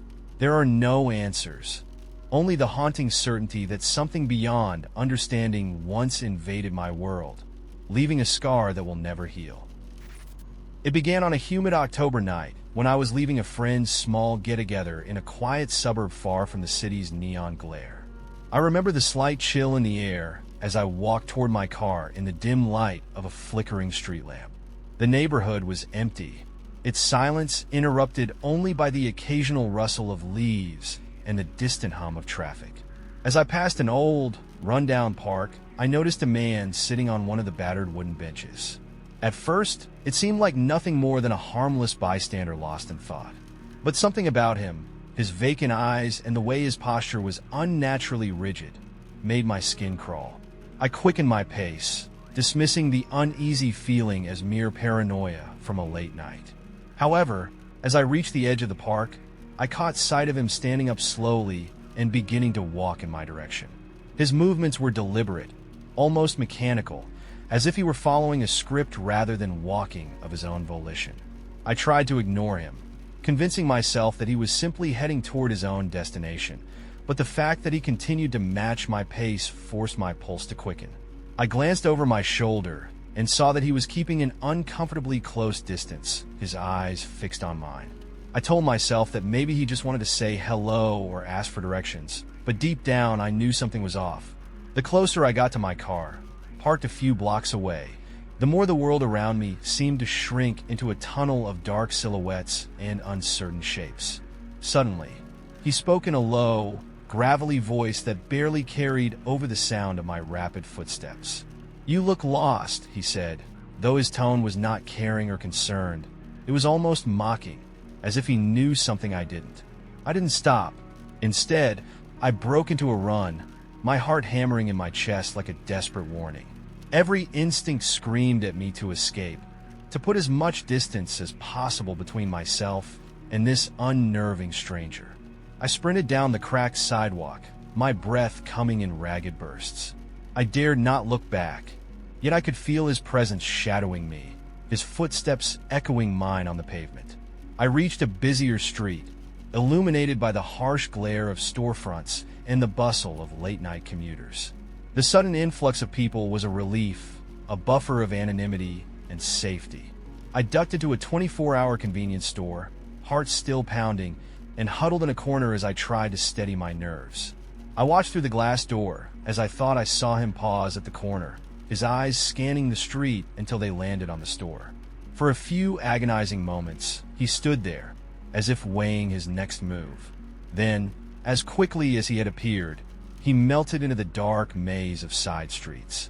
I stayed in that store for nearly an hour, unwilling to step back into the night until I felt that the immediate threat had passed. Even then, every shadow and every unexplained sound sent a shiver down my spine. The following days did little to alleviate my anxiety. I began noticing him, or someone who looked disturbingly similar, at unexpected places. On a morning walk to grab coffee, I thought I saw him lingering near a bus stop, half hidden by the early mist. In a grocery store aisle, a man with the same tired eyes brushed past me without a word. I even encountered him once on a late-night drive along a deserted stretch of highway. Each time, the brief glimpse of his gaunt face left me questioning my own sanity. Had I really seen him, or was my mind playing cruel tricks after that terrifying night? I tried to rationalize the events. Maybe it was just a case of mistaken identity, or perhaps I was overreacting to a stressful situation. I even mentioned it to a coworker who suggested I might be suffering from sleep deprivation or anxiety. But deep down, I couldn't shake the memory of that man's unnerving smile and the way his eyes seemed to promise something dangerous. The feeling was that I had been marked in some inexplicable way, a silent witness to an encounter that defied logic. A week later, while leaving work in the late evening, I felt that same cold prickling at the back of my neck. I glanced into the reflection of a darkened shop window and froze. There, barely noticeable in the blurred glass, was the unmistakable silhouette of that man, standing too close to me for comfort. My heart leaped into my throat as I spun around, but the street was empty.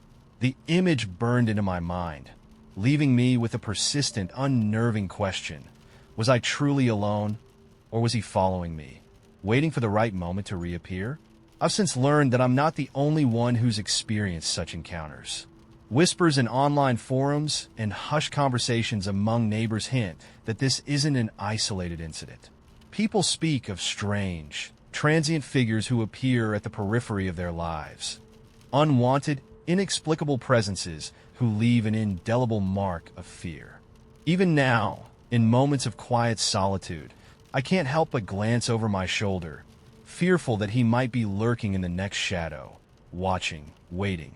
I never found any evidence that could explain who he was or what he wanted, and the police never had enough to launch an investigation. All I have is a mounting sense of dread that this stranger is not confined to that one lonely night, but is perhaps part of something far more pervasive, a quiet, persistent force that could be anywhere, blending into the crowd, hidden in plain sight. And so, every time I step out into the night, I do so with the unsettling knowledge that he could be watching, and that my terrifying encounter may only be the beginning of something much larger. I never thought something so ordinary could turn into the most terrifying night of my life. It all started on a quiet autumn evening, when I was alone in my modest suburban home. I had spent the day working from home, the usual hum of a computer and the occasional chatter on the phone filling my routine. As dusk settled in, I prepared dinner and put on some light music to ease the stress of a long day. Everything felt perfectly normal until I noticed a subtle change in the atmosphere.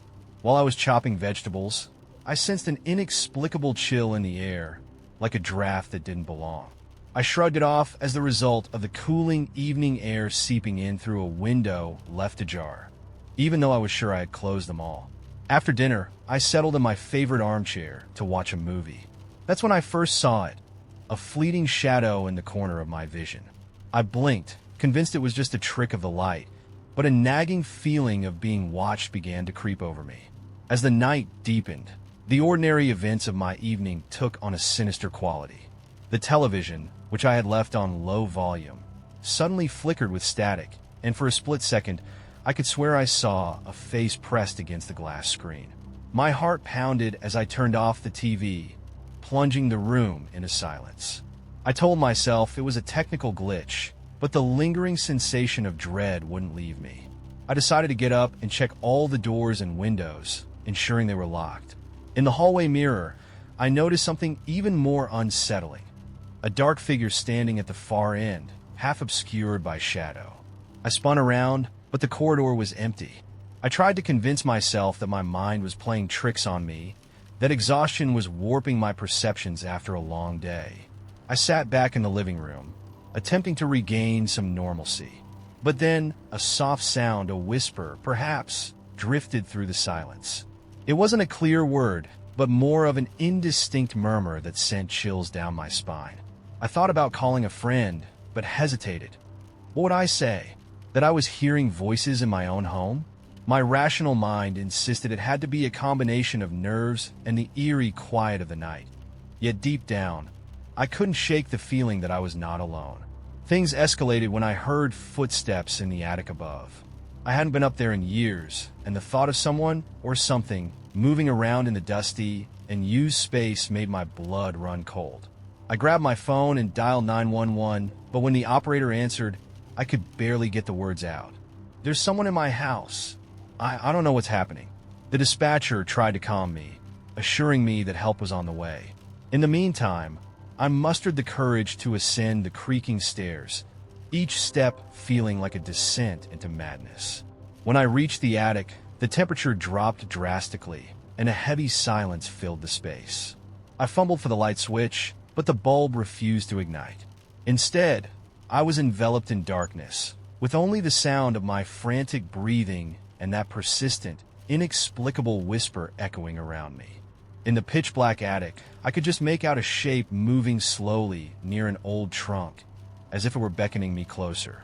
I bolted down the stairs, back into the relative safety of the living room, my heart racing with a terror I'd never known. Once downstairs, I tried to rationalize everything. Perhaps it was a break-in, a curious trespasser playing tricks on my mind. I double-checked the locks and even peered through the peephole, but no one was there. Yet the unease clung to me like a second skin. For the rest of the night, I couldn't settle. Every creak of the floorboards, every whisper of wind, felt loaded with a malicious intent. I began to question if the phenomenon was isolated to that one night, or if it would return, if I was truly being haunted. The following morning, I found physical evidence that I couldn't ignore. On the front door, someone had left a small note in a neat, almost obsessive script. It simply read, "Why did you let me in?" My rational mind sought logical explanations, a prank, a neighbor with a twisted sense of humor. But deep down, I realized there was nothing benign about that message. In the days that followed, I experienced sporadic disturbances. Objects moved from their places, strange sounds echoed in empty rooms, and I occasionally caught glimpses of a figure in peripheral vision that vanished when confronted. I reported the incident to the police, but they dismissed it as a stress-induced hallucination or perhaps an imaginative overreaction to an ordinary home's quirks. Even now, I can't explain what happened that night. There is no evidence of a break-in, no sign that anyone had been inside my home except me. Yet I know what I experienced was real.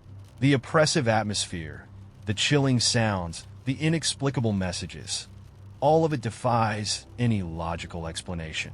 I'm left with a lingering terror, a constant awareness that my home, the one place where I should feel safe, may harbor secrets I never wanted to know. Sometimes, when I lie awake in the darkness, I still hear that faint whisper and see a shadow flit across the wall. I can't help but wonder, why did it come, and will it ever truly leave?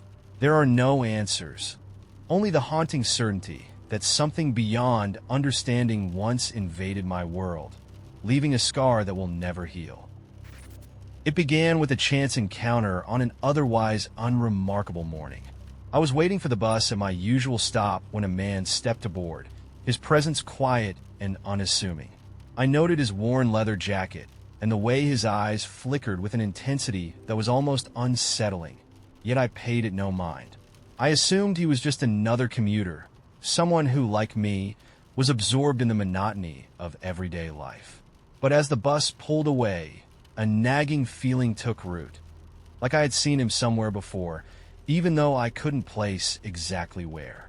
Over the following days, I began noticing small, inexplicable changes in my world. At work, I encountered a new colleague who seemed oddly familiar. Every morning, she greeted everyone with a warm smile and an earnest good morning, but there was something off about her. One day, during a casual conversation in the break room, she mentioned details about my weekend that I had never shared with anyone, specifics about a hiking trip and a quiet lakeside afternoon that I couldn't possibly remember discussing. I brushed it off as a misunderstanding, convincing myself that maybe she had pieced together bits of my online presence or overheard a snippet of conversation. Yet the feeling of unease lingered. That same week, I began to experience distortions in my perception of time. I'd step out for a walk after work, only to return and realize that hours had passed in what felt like mere minutes. My phone's clock would inexplicably jump forward, and entire blocks of time seemed to vanish from my day. I started to keep a meticulous journal of these incidents, recording the time, location, and a brief description of the event, but the entries themselves began to exhibit anomalies. A repeated phrase here, a scribbled note there that I didn't recall writing. It was as if time was slipping through my fingers, a sequence of moments that overlapped and rewound like a glitch in a digital file. The stranger from the bus soon became a recurring figure in my life, appearing in unexpected places with subtle, yet disconcerting variations. One afternoon, I saw him again near a cafe where I often stopped for lunch. He stood outside, leaning casually against a lamppost, his gaze fixed on something beyond my field of view. When I approached, he offered a half-smile, but his eyes held a depth of sorrow that made my skin crawl.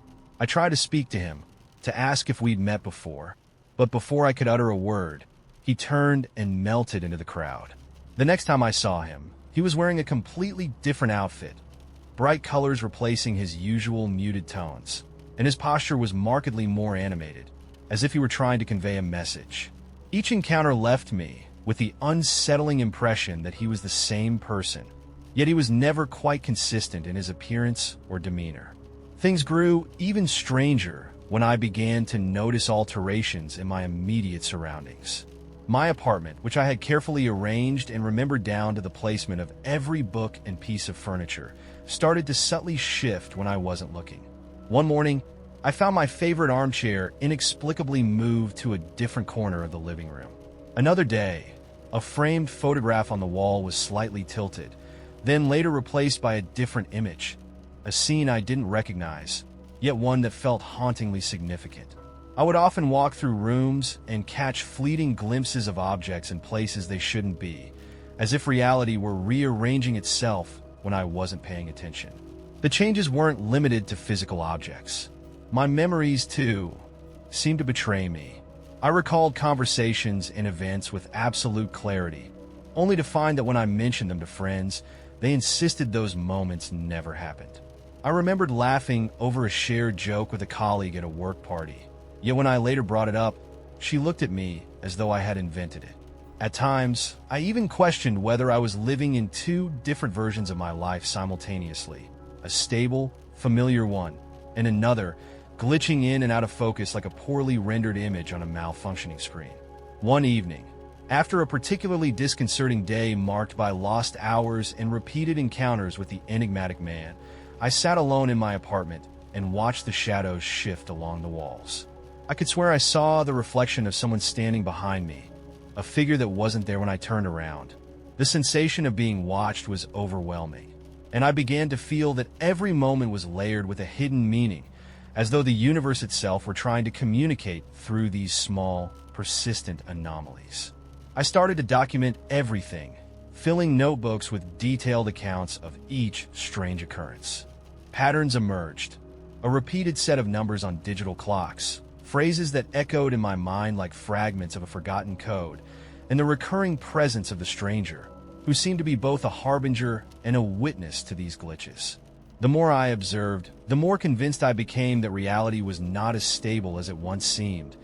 that there was a fundamental error in the fabric of time and space that was allowing these discrepancies to seep through.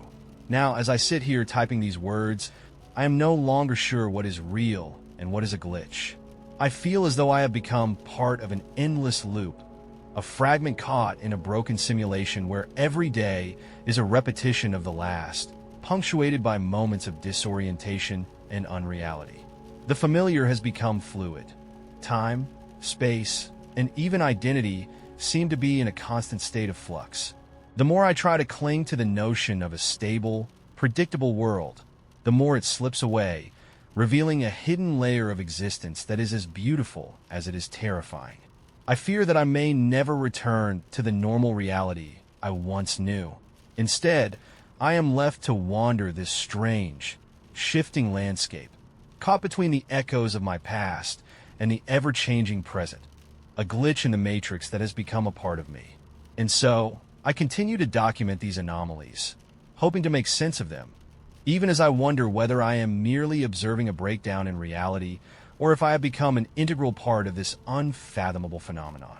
Every day, every encounter, reminds me that nothing is fixed and that the world I believed in might be nothing more than an illusion, a beautifully imperfect glitch that I am now inextricably bound to. One autumn evening, when the wind whispered secrets through barren trees, I received an unexpected letter inviting me to inherit an old farmhouse on the outskirts of a small town. I had always been drawn to forgotten places, and though the invitation was cloaked in mystery, I couldn't resist. The farmhouse, abandoned for decades, was a relic of a bygone era, its walls heavy with sorrow and secrets. I arrived as dusk bled into night, the gravel crunching beneath my feet as I approached the creaking porch. The air was damp and cold, carrying an odor of decaying wood and damp earth.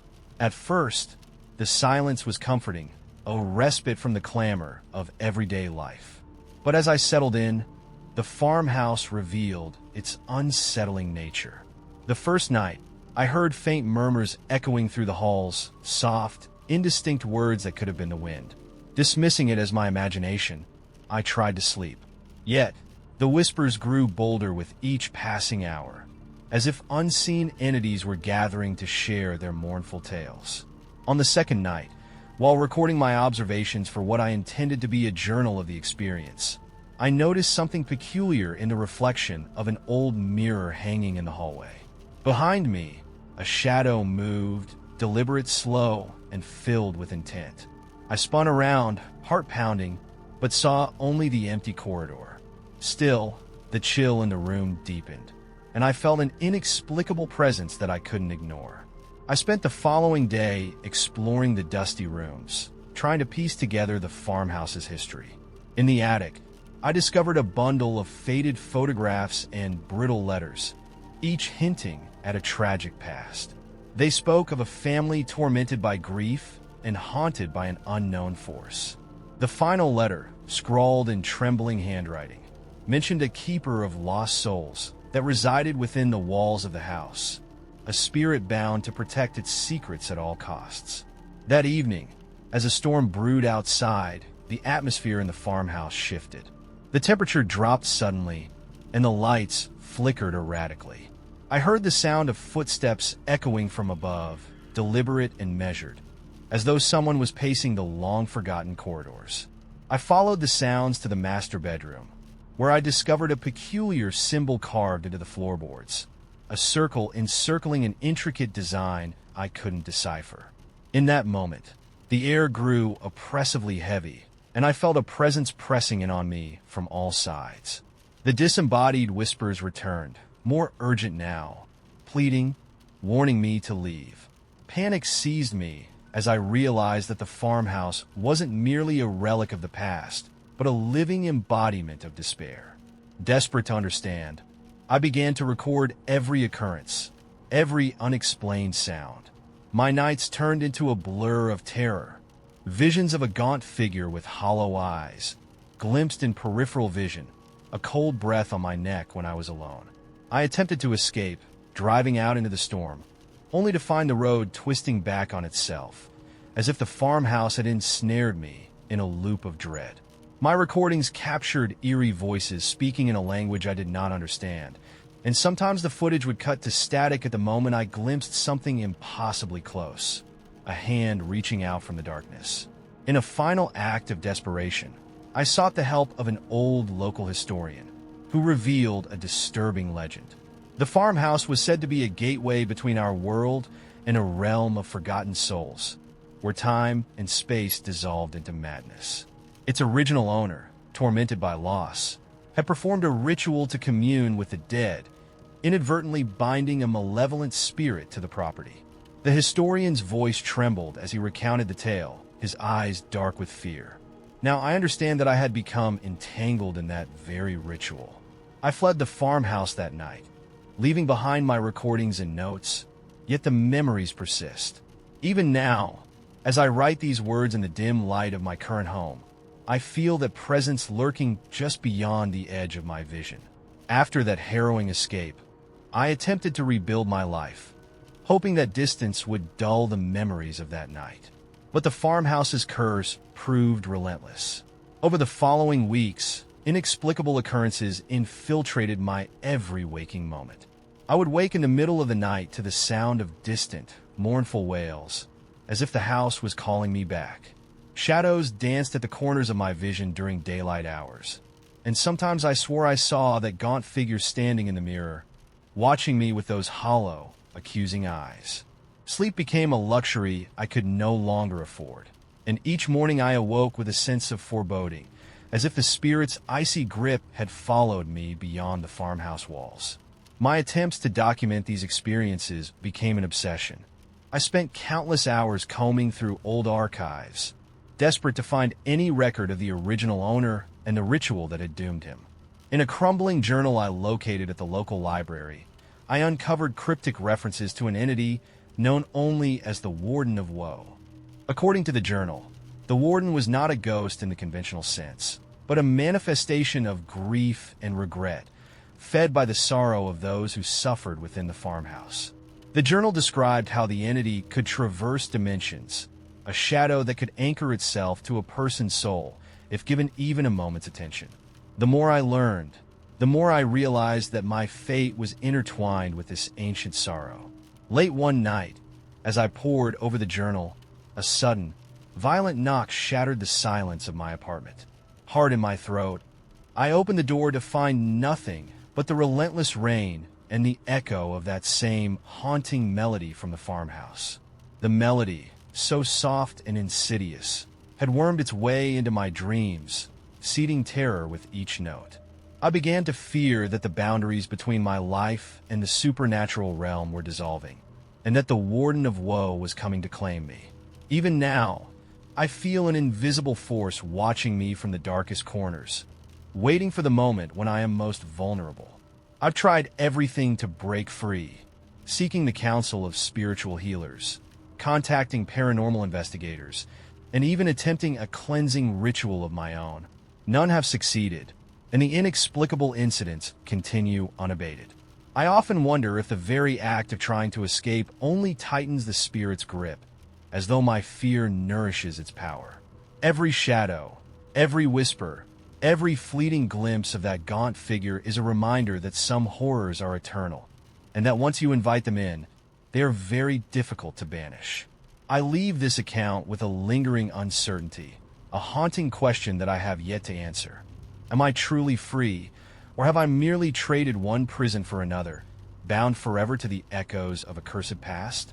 Even as I write these final lines, I am haunted by the fear that the story is far from over.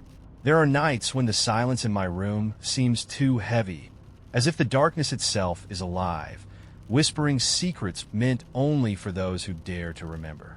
I close my eyes and still see the farmhouse looming in the distance, its windows like empty eyes watching, waiting for the inevitable return of its next victim.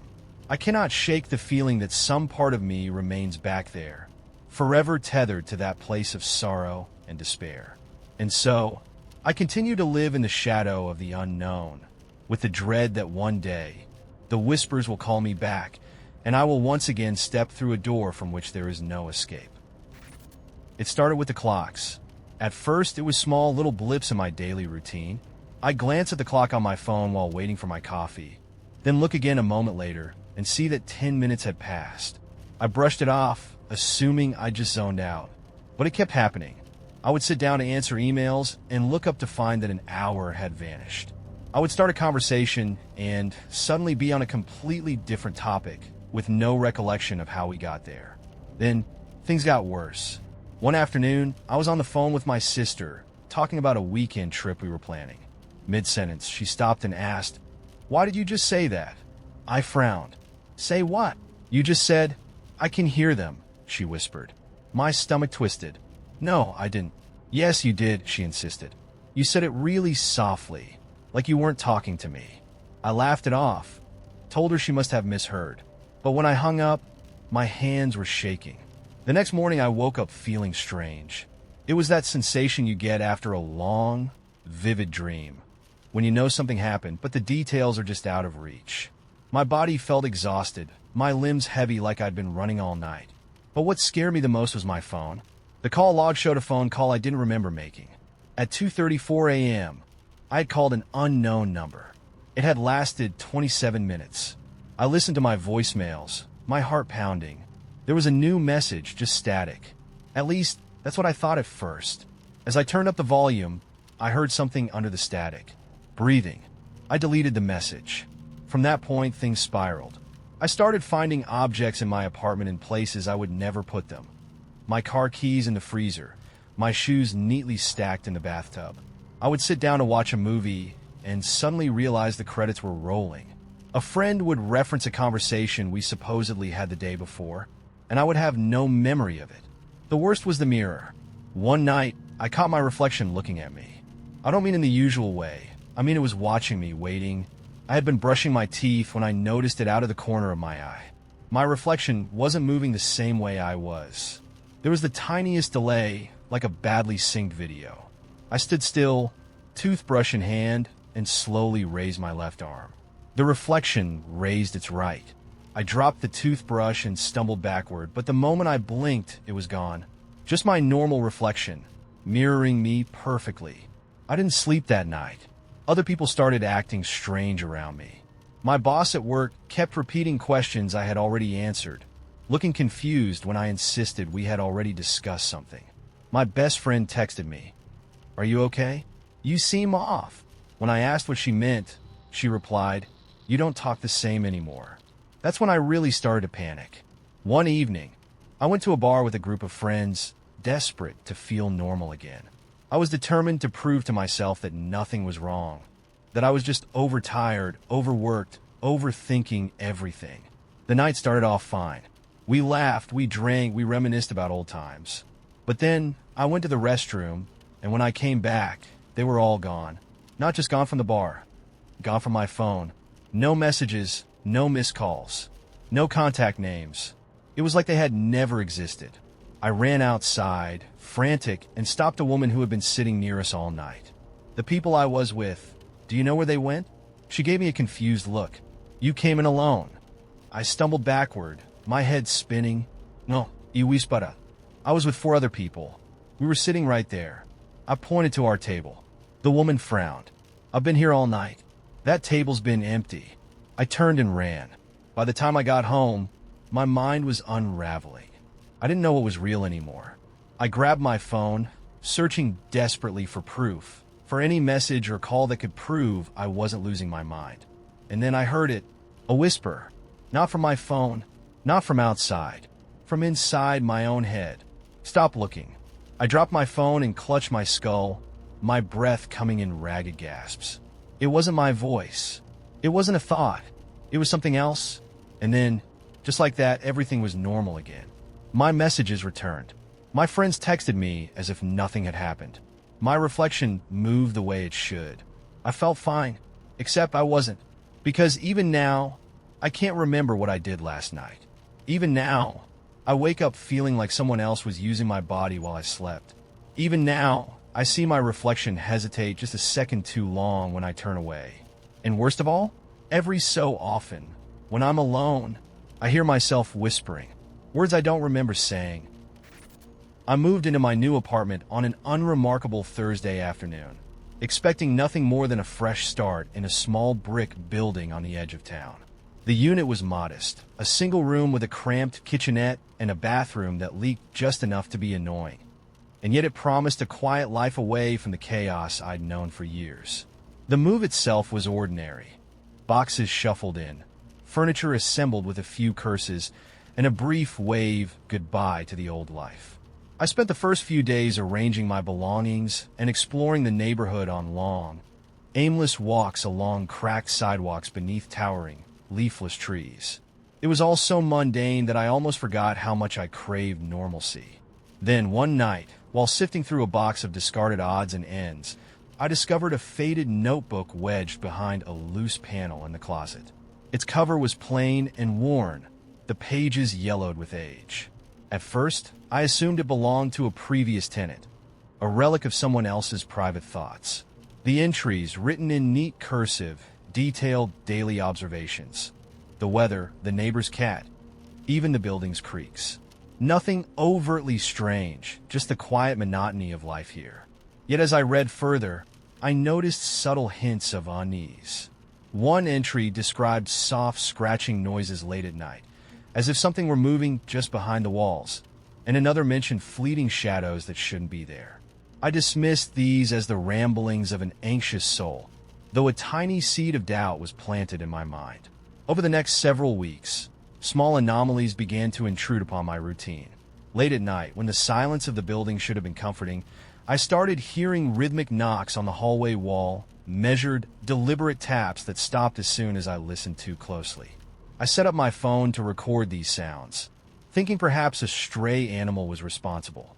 Reviewing the audio, I caught what sounded like a muffled whisper saying, "Help me," before fading into static. I told myself it was a trick of the wind, a byproduct of an old building settling into itself. Yet the experience left me with an inexplicable chill that I couldn't shake. Desperate for a rational explanation, I began documenting every incident. I installed a small camera in the corridor, convinced that if an animal or even a mischievous neighbor were the cause, I would capture proof. The next morning, I reviewed the footage. For a split second, a blurry figure seemed to glide past the lens, vanishing into a dark corner. I rationalized it as a mere glitch, an error in the low-light setting, perhaps. But as the disturbances grew more frequent, unaccountable flickers of movement in peripheral vision, doors that creaked open on their own, I found my skepticism hard to maintain. I started questioning the building's history, speaking with longtime residents and searching local records. An elderly neighbor recalled murmured stories of previous tenants who had experienced similar oddities. Whispered voices in empty rooms, inexplicable shadows at dusk, even the sensation of being watched. Her words were tentative, laced with resignation. Meanwhile, I pored over the notebook I had found, noticing that later entries grew increasingly frantic. The writer's neat script devolved into jagged scrawls as they described a presence that seemed to lurk in the very fabric of the apartment, something that defied logical explanation. The final entry ended abruptly, as if the writer had been interrupted mid-thought by an unseen force. My rational mind fought to find answers, so I began experimenting, leaving voice recorders in different rooms, setting up motion sensors, and even speaking aloud to the emptiness in hopes of eliciting a response. One night, as I sat hunched over my desk in the dim glow of a single lamp, I distinctly heard a soft voice say, "Why do you look so lost?" It was a moment so precise and chilling that I rewound the audio multiple times. Yet every review offered only silence and static where the word should have been. When I shared my recordings with a friend, he suggested I was overworked and stressed, that my mind was weaving patterns out of randomness. Now, as I write these words, I find myself trapped in a limbo of unanswered questions. The evidence I have gathered, blurred figures on camera, unexplained whispers, and a journal filled with ominous warnings, only deepens the mystery. I'm left to wonder if these occurrences are the residual echoes of a troubled past, or if something else entirely is at work in these walls. Is it possible that the building harbors an entity beyond natural explanation? One that uses the quiet of night to reach out and communicate its despair? Or have I allowed my isolation and longing for meaning to conjure a phantom born of fear? I have tried to approach these events logically, yet every attempt to document and explain them seems only to invite further uncertainty. Even as I log each new anomaly, I cannot shake the feeling that I am being drawn into something far larger than a series of coincidences. A mystery that may have been lurking here long before I arrived and will continue to exist long after I'm gone. I first noticed something was off on a chilly autumn evening while waiting for the bus near a rundown shopping center on the edge of town. The air was crisp, and the streets, usually bustling with people hurrying home, were oddly deserted. I remember glancing up at the dim street lights when I saw him, a man whose presence sent an inexplicable shiver down my spine. He was dressed in a worn dark jacket, his face partially obscured by the shadow of a wide-brimmed hat. He stood motionless near the bus stop, his eyes fixed intently on me. I dismissed it at first as mere coincidence, the product of a tired mind playing tricks. But something about his unnerving stillness and the way he seemed to almost vanish into the darkness when I looked away left me unsettled. A few days later, while grabbing a late coffee at a nearly empty diner, I caught a glimpse of him again through the rain-spattered window. This time he was seated at a corner booth, his posture rigid and his gaze unwavering. As I sat down with my drink, I couldn't help but notice that every few minutes he would glance toward the entrance, his eyes following anyone who dared to enter. I tried to rationalize his behavior. Perhaps he was simply lost in thought or waiting for someone, but a deep-rooted instinct told me there was something far more sinister at play. My unease escalated when, one rainy night, I was driving home along a narrow, winding road lined with dense trees. The windshield wipers struggled against the relentless downpour, and I was grateful for the solitude that my headlights provided. But then, in a brief flash of lightning, I saw him standing by the roadside, illuminated for a moment in stark detail. His face was pale, almost expressionless, and his eyes seemed to bore into mine as if he was silently beckoning me to pull over. I slowed to a stop, heart pounding, and for a few agonizing seconds, I wondered if I should call out to him. Yet before I could decide, he was gone, vanished as inexplicably as he had appeared. The encounters didn't stop there. I began noticing odd coincidences in my everyday life. One morning, as I locked up my apartment, I swore I saw a reflection of that same man in the glass door behind me. I double-checked, certain it was just a trick of the light, but deep down I knew it wasn't. Later, while walking through the local park, I heard hushed whispers and caught sight of someone pacing slowly along the perimeter, always just out of reach. I'd feel his presence like a heavy weight in the back of my mind, as if he was there monitoring my every move. Things took a darker turn one evening when I was returning from a friend's place. I noticed a black sedan parked a little too close to my car. Its windows were tinted, offering no glimpse of the interior. I felt eyes on me, and when I glanced in my rearview mirror, I saw a fleeting shadow that mirrored my own movements, a reminder of the stranger's unyielding presence. My pulse raced as I quickened my pace, desperate to reach the safety of a crowded area. By the time I arrived at a busy intersection, I was sweating and shaking, overwhelmed by the certainty that I was being followed. That night, I barely slept, haunted by the recurring image of his vacant, predatory stare. I kept expecting him to materialize in my darkened hallway or at the foot of my bed. The next day, I mentioned the encounters to a coworker, expecting some reassurance or perhaps a shared experience. But his reaction was bafflingly dismissive. He insisted he hadn't seen anyone unusual, and when I brought up the strange look in the stranger's eyes, he laughed it off as paranoia. But deep down, I couldn't shake the chilling feeling that something was terribly wrong. As the weeks passed, I became increasingly isolated. I avoided late-night bus stops and abandoned parking lots, always looking over my shoulder. I even altered my daily route to work, trying to outmaneuver the sense that this man was always one step behind me. Yet, every new day only deepened my anxiety. I began receiving unsettling phone calls at odd hours, silence on the other end that suddenly turned into soft, deliberate breathing. I couldn't help but wonder if these were not just random coincidences, but a deliberate orchestration to break my sense of security. I eventually realized that the man's presence wasn't confined to isolated encounters. I began noticing him in unexpected places. A fleeting glimpse in a security camera feed at a convenience store, an inexplicable reflection in a shop window, or even in the background of a news report on local happenings. Each time, the sight of him made my blood run cold, reinforcing the idea that he was not bound by time or place. It was as if he existed on the fringes of reality, always watching, always waiting. Now, as I sit in the dim light of my apartment, every creak of the floor, every whisper of the wind against the window, stokes the fear that he could be anywhere. I've changed my routines, taken extra precautions, and yet, I can't shake the feeling that I'm never truly alone. The terror lies in the knowledge that this stranger isn't a figment of my imagination. His presence is real, an unsettling anomaly in a world that should be predictable and safe. And while I may never understand his motives or the extent of his reach, I am left with the haunting possibility that he is only the beginning, a glimpse into a network of lurking dangers that can strike when you least expect it. It's a chilling reminder that sometimes the most disturbing encounters are the ones that leave you wondering if you'll ever truly escape the gaze of something far more menacing than your own worst fears.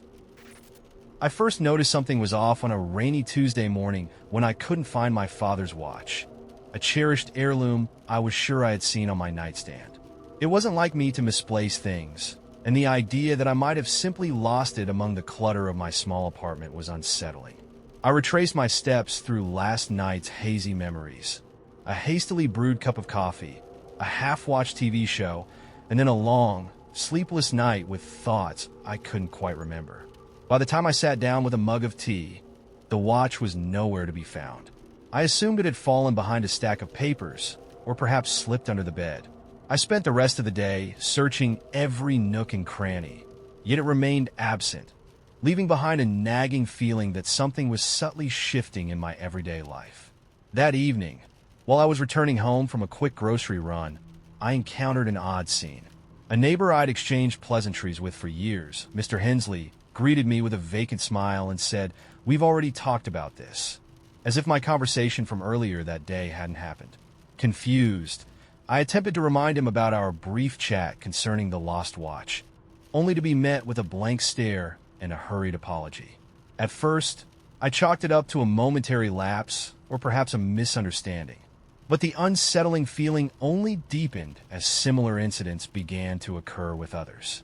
Friends would pause mid-conversation and seem to forget details I was sure we'd just discussed, and even my own recollection of events started to feel like an unreliable diary written in disappearing ink. As the days passed, small anomalies began to accumulate. My morning routine became a series of minor discrepancies. A door that I distinctly remember closing was left ajar, or the clock on the wall had inexplicably shifted an hour ahead. I started to document everything in a notebook, hoping to find a logical explanation. A trick of my tired mind, perhaps a malfunctioning memory fueled by stress. But then, events took a more disturbing turn. I began noticing that objects would move ever so slightly, as if nudged by an unseen hand. My favorite book, which I left on the coffee table, would be found on the counter the next morning, and a framed photo that had always hung in the living room would sometimes appear crooked in a way that defied any rational adjustment. At first, I considered the possibility of a draft or even a harmless prank from a mischievous neighbor, but nothing seemed to account for the persistent and escalating oddities. One night, while lying in bed with the hum of rain outside, I distinctly heard soft murmurs coming from the hallway. I couldn't decipher the words, but the tone was intimate and familiar, as if someone was trying to reassure me. I forced myself to dismiss it as a product of my overactive imagination, a fragment of a dream clinging to the edges of wakefulness. Yet in the following days, these auditory fragments grew more frequent and vivid. I began to record them, only to find that the recordings captured nothing more than static, despite the clear recollection in my mind. I wondered if perhaps I was slowly losing touch with reality, caught in a cycle of coincidences that were too precise to be mere chance. Then came the day when even my reflection betrayed me. I was washing my face in the bathroom when I saw a flicker in the mirror, a momentary glimpse of someone standing behind me. I spun around, heart pounding, but the room was empty. I started noticing that people I'd known for years began behaving differently. A close friend recounted a story of meeting someone at a cafe, a person I was sure I had been with just a few hours earlier, only to insist that I had never been there at all. Their eyes searched mine for confirmation, but the memory had already started to blur, as if being edited out of existence. Every day became a struggle to differentiate between what I was certain had happened and what might be a trick of my mind. I started to question if I was merely a passive observer in my own life, watching events unfold like scenes in a movie that was being rewritten in real time. I documented every anomaly, every discrepancy, hoping to find a pattern or a rational explanation. The notebook filled with entries that became more desperate with each passing day, detailing instances of lost time, conversations that never quite matched my recollections, and shadows in the corners of my vision that seemed to linger a moment too long. Now, as I write this, the feeling of being unmoored from my own reality is almost overwhelming. I've asked myself countless times, am I the only one who remembers these moments, or is something, or someone, altering the course of events around me? The missing watch, the shifting objects, the inexplicable changes in people's behavior, all point to a force that I cannot name or understand. I've grown cautious, checking door locks repeatedly and watching the clock, only to find that time itself seems unreliable. My neighbors now offer only polite smiles, their eyes empty of any recollection of shared experiences, leaving me isolated in a reality that feels increasingly mutable. I don't know if these events are the product of a fractured mind or if I am, in some inexplicable way, caught in the grip of a phenomenon that controls the very fabric of my life. Each day brings new signs that nothing is as it seems, small, disturbing moments that accumulate into a relentless assault on the certainty of my memories. Am I losing my grip on what is real? Or am I witnessing the slow unraveling of a hidden truth that has always been there, just out of sight? The answer eludes me, leaving me to wonder whether I am simply imagining these occurrences or if something else entirely is rewriting my reality, one forgotten moment at a time. I moved into my new apartment just a few weeks ago, and everything was as ordinary as it could be, until I met him. His name is Martin, and at first he seemed like a perfectly harmless neighbor. I encountered him on my very first day, when he knocked on my door with a friendly smile and an introduction that felt more like a neighborly courtesy than anything intrusive. He mentioned how quiet and pleasant the building was and how he enjoyed getting to know the people who lived there.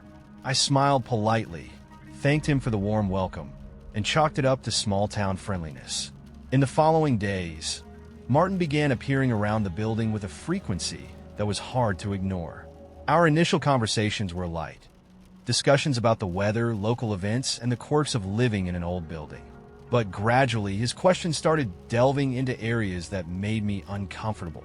One afternoon, as I was leaving the building after a long day at work, he casually asked, "So, do you work late often?" I always worry if someone's home alone after dark.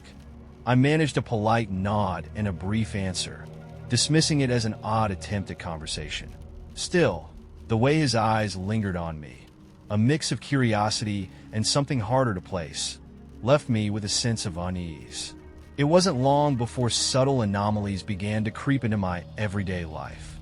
I started receiving small compliments that seemed too pointed for casual neighborly banter. Martin once remarked that he admired how I arranged the flowers on my windowsill, as if every petal held a secret meaning. On another occasion, he commented on the way I left my front door slightly ajar, hinting that maybe I wasn't as careful as I should be. At first, I convinced myself that these were simply quirks of an overly friendly person. But deep down, I felt as if my life was being scrutinized, each detail observed and noted. Things escalated slowly. I began noticing that Martin would appear in places I wouldn't expect him to be.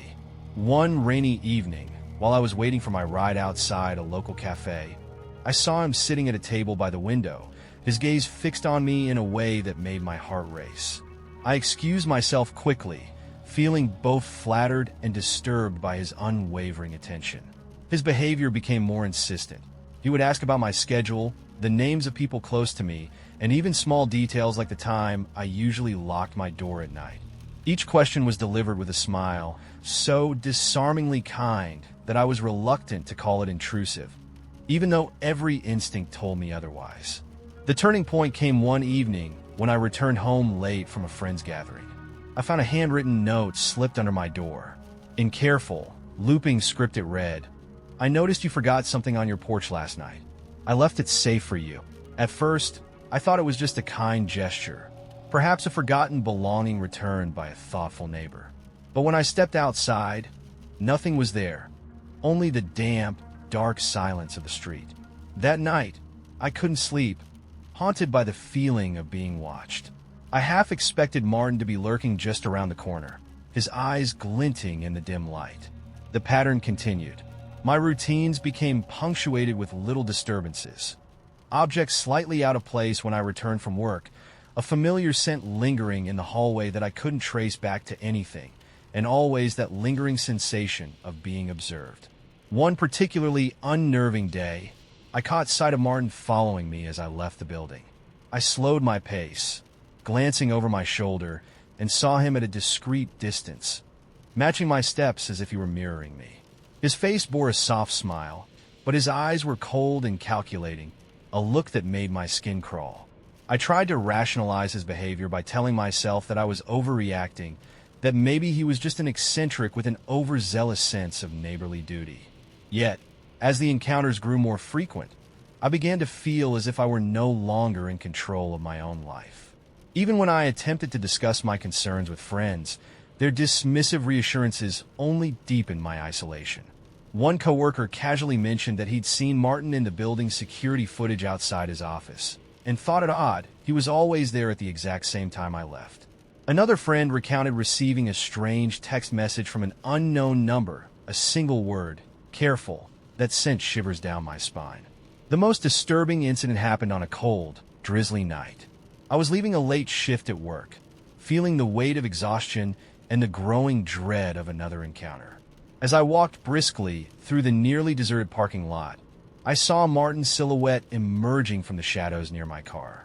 He stood still, his eyes fixed on mine through the dim glow of the streetlight. In that moment, all the earlier oddities converged into a terrifying clarity. This wasn't just a harmless neighbor with an unusual interest. His presence was deliberate, calculated, and it felt as if he had been orchestrating these encounters with a sinister purpose.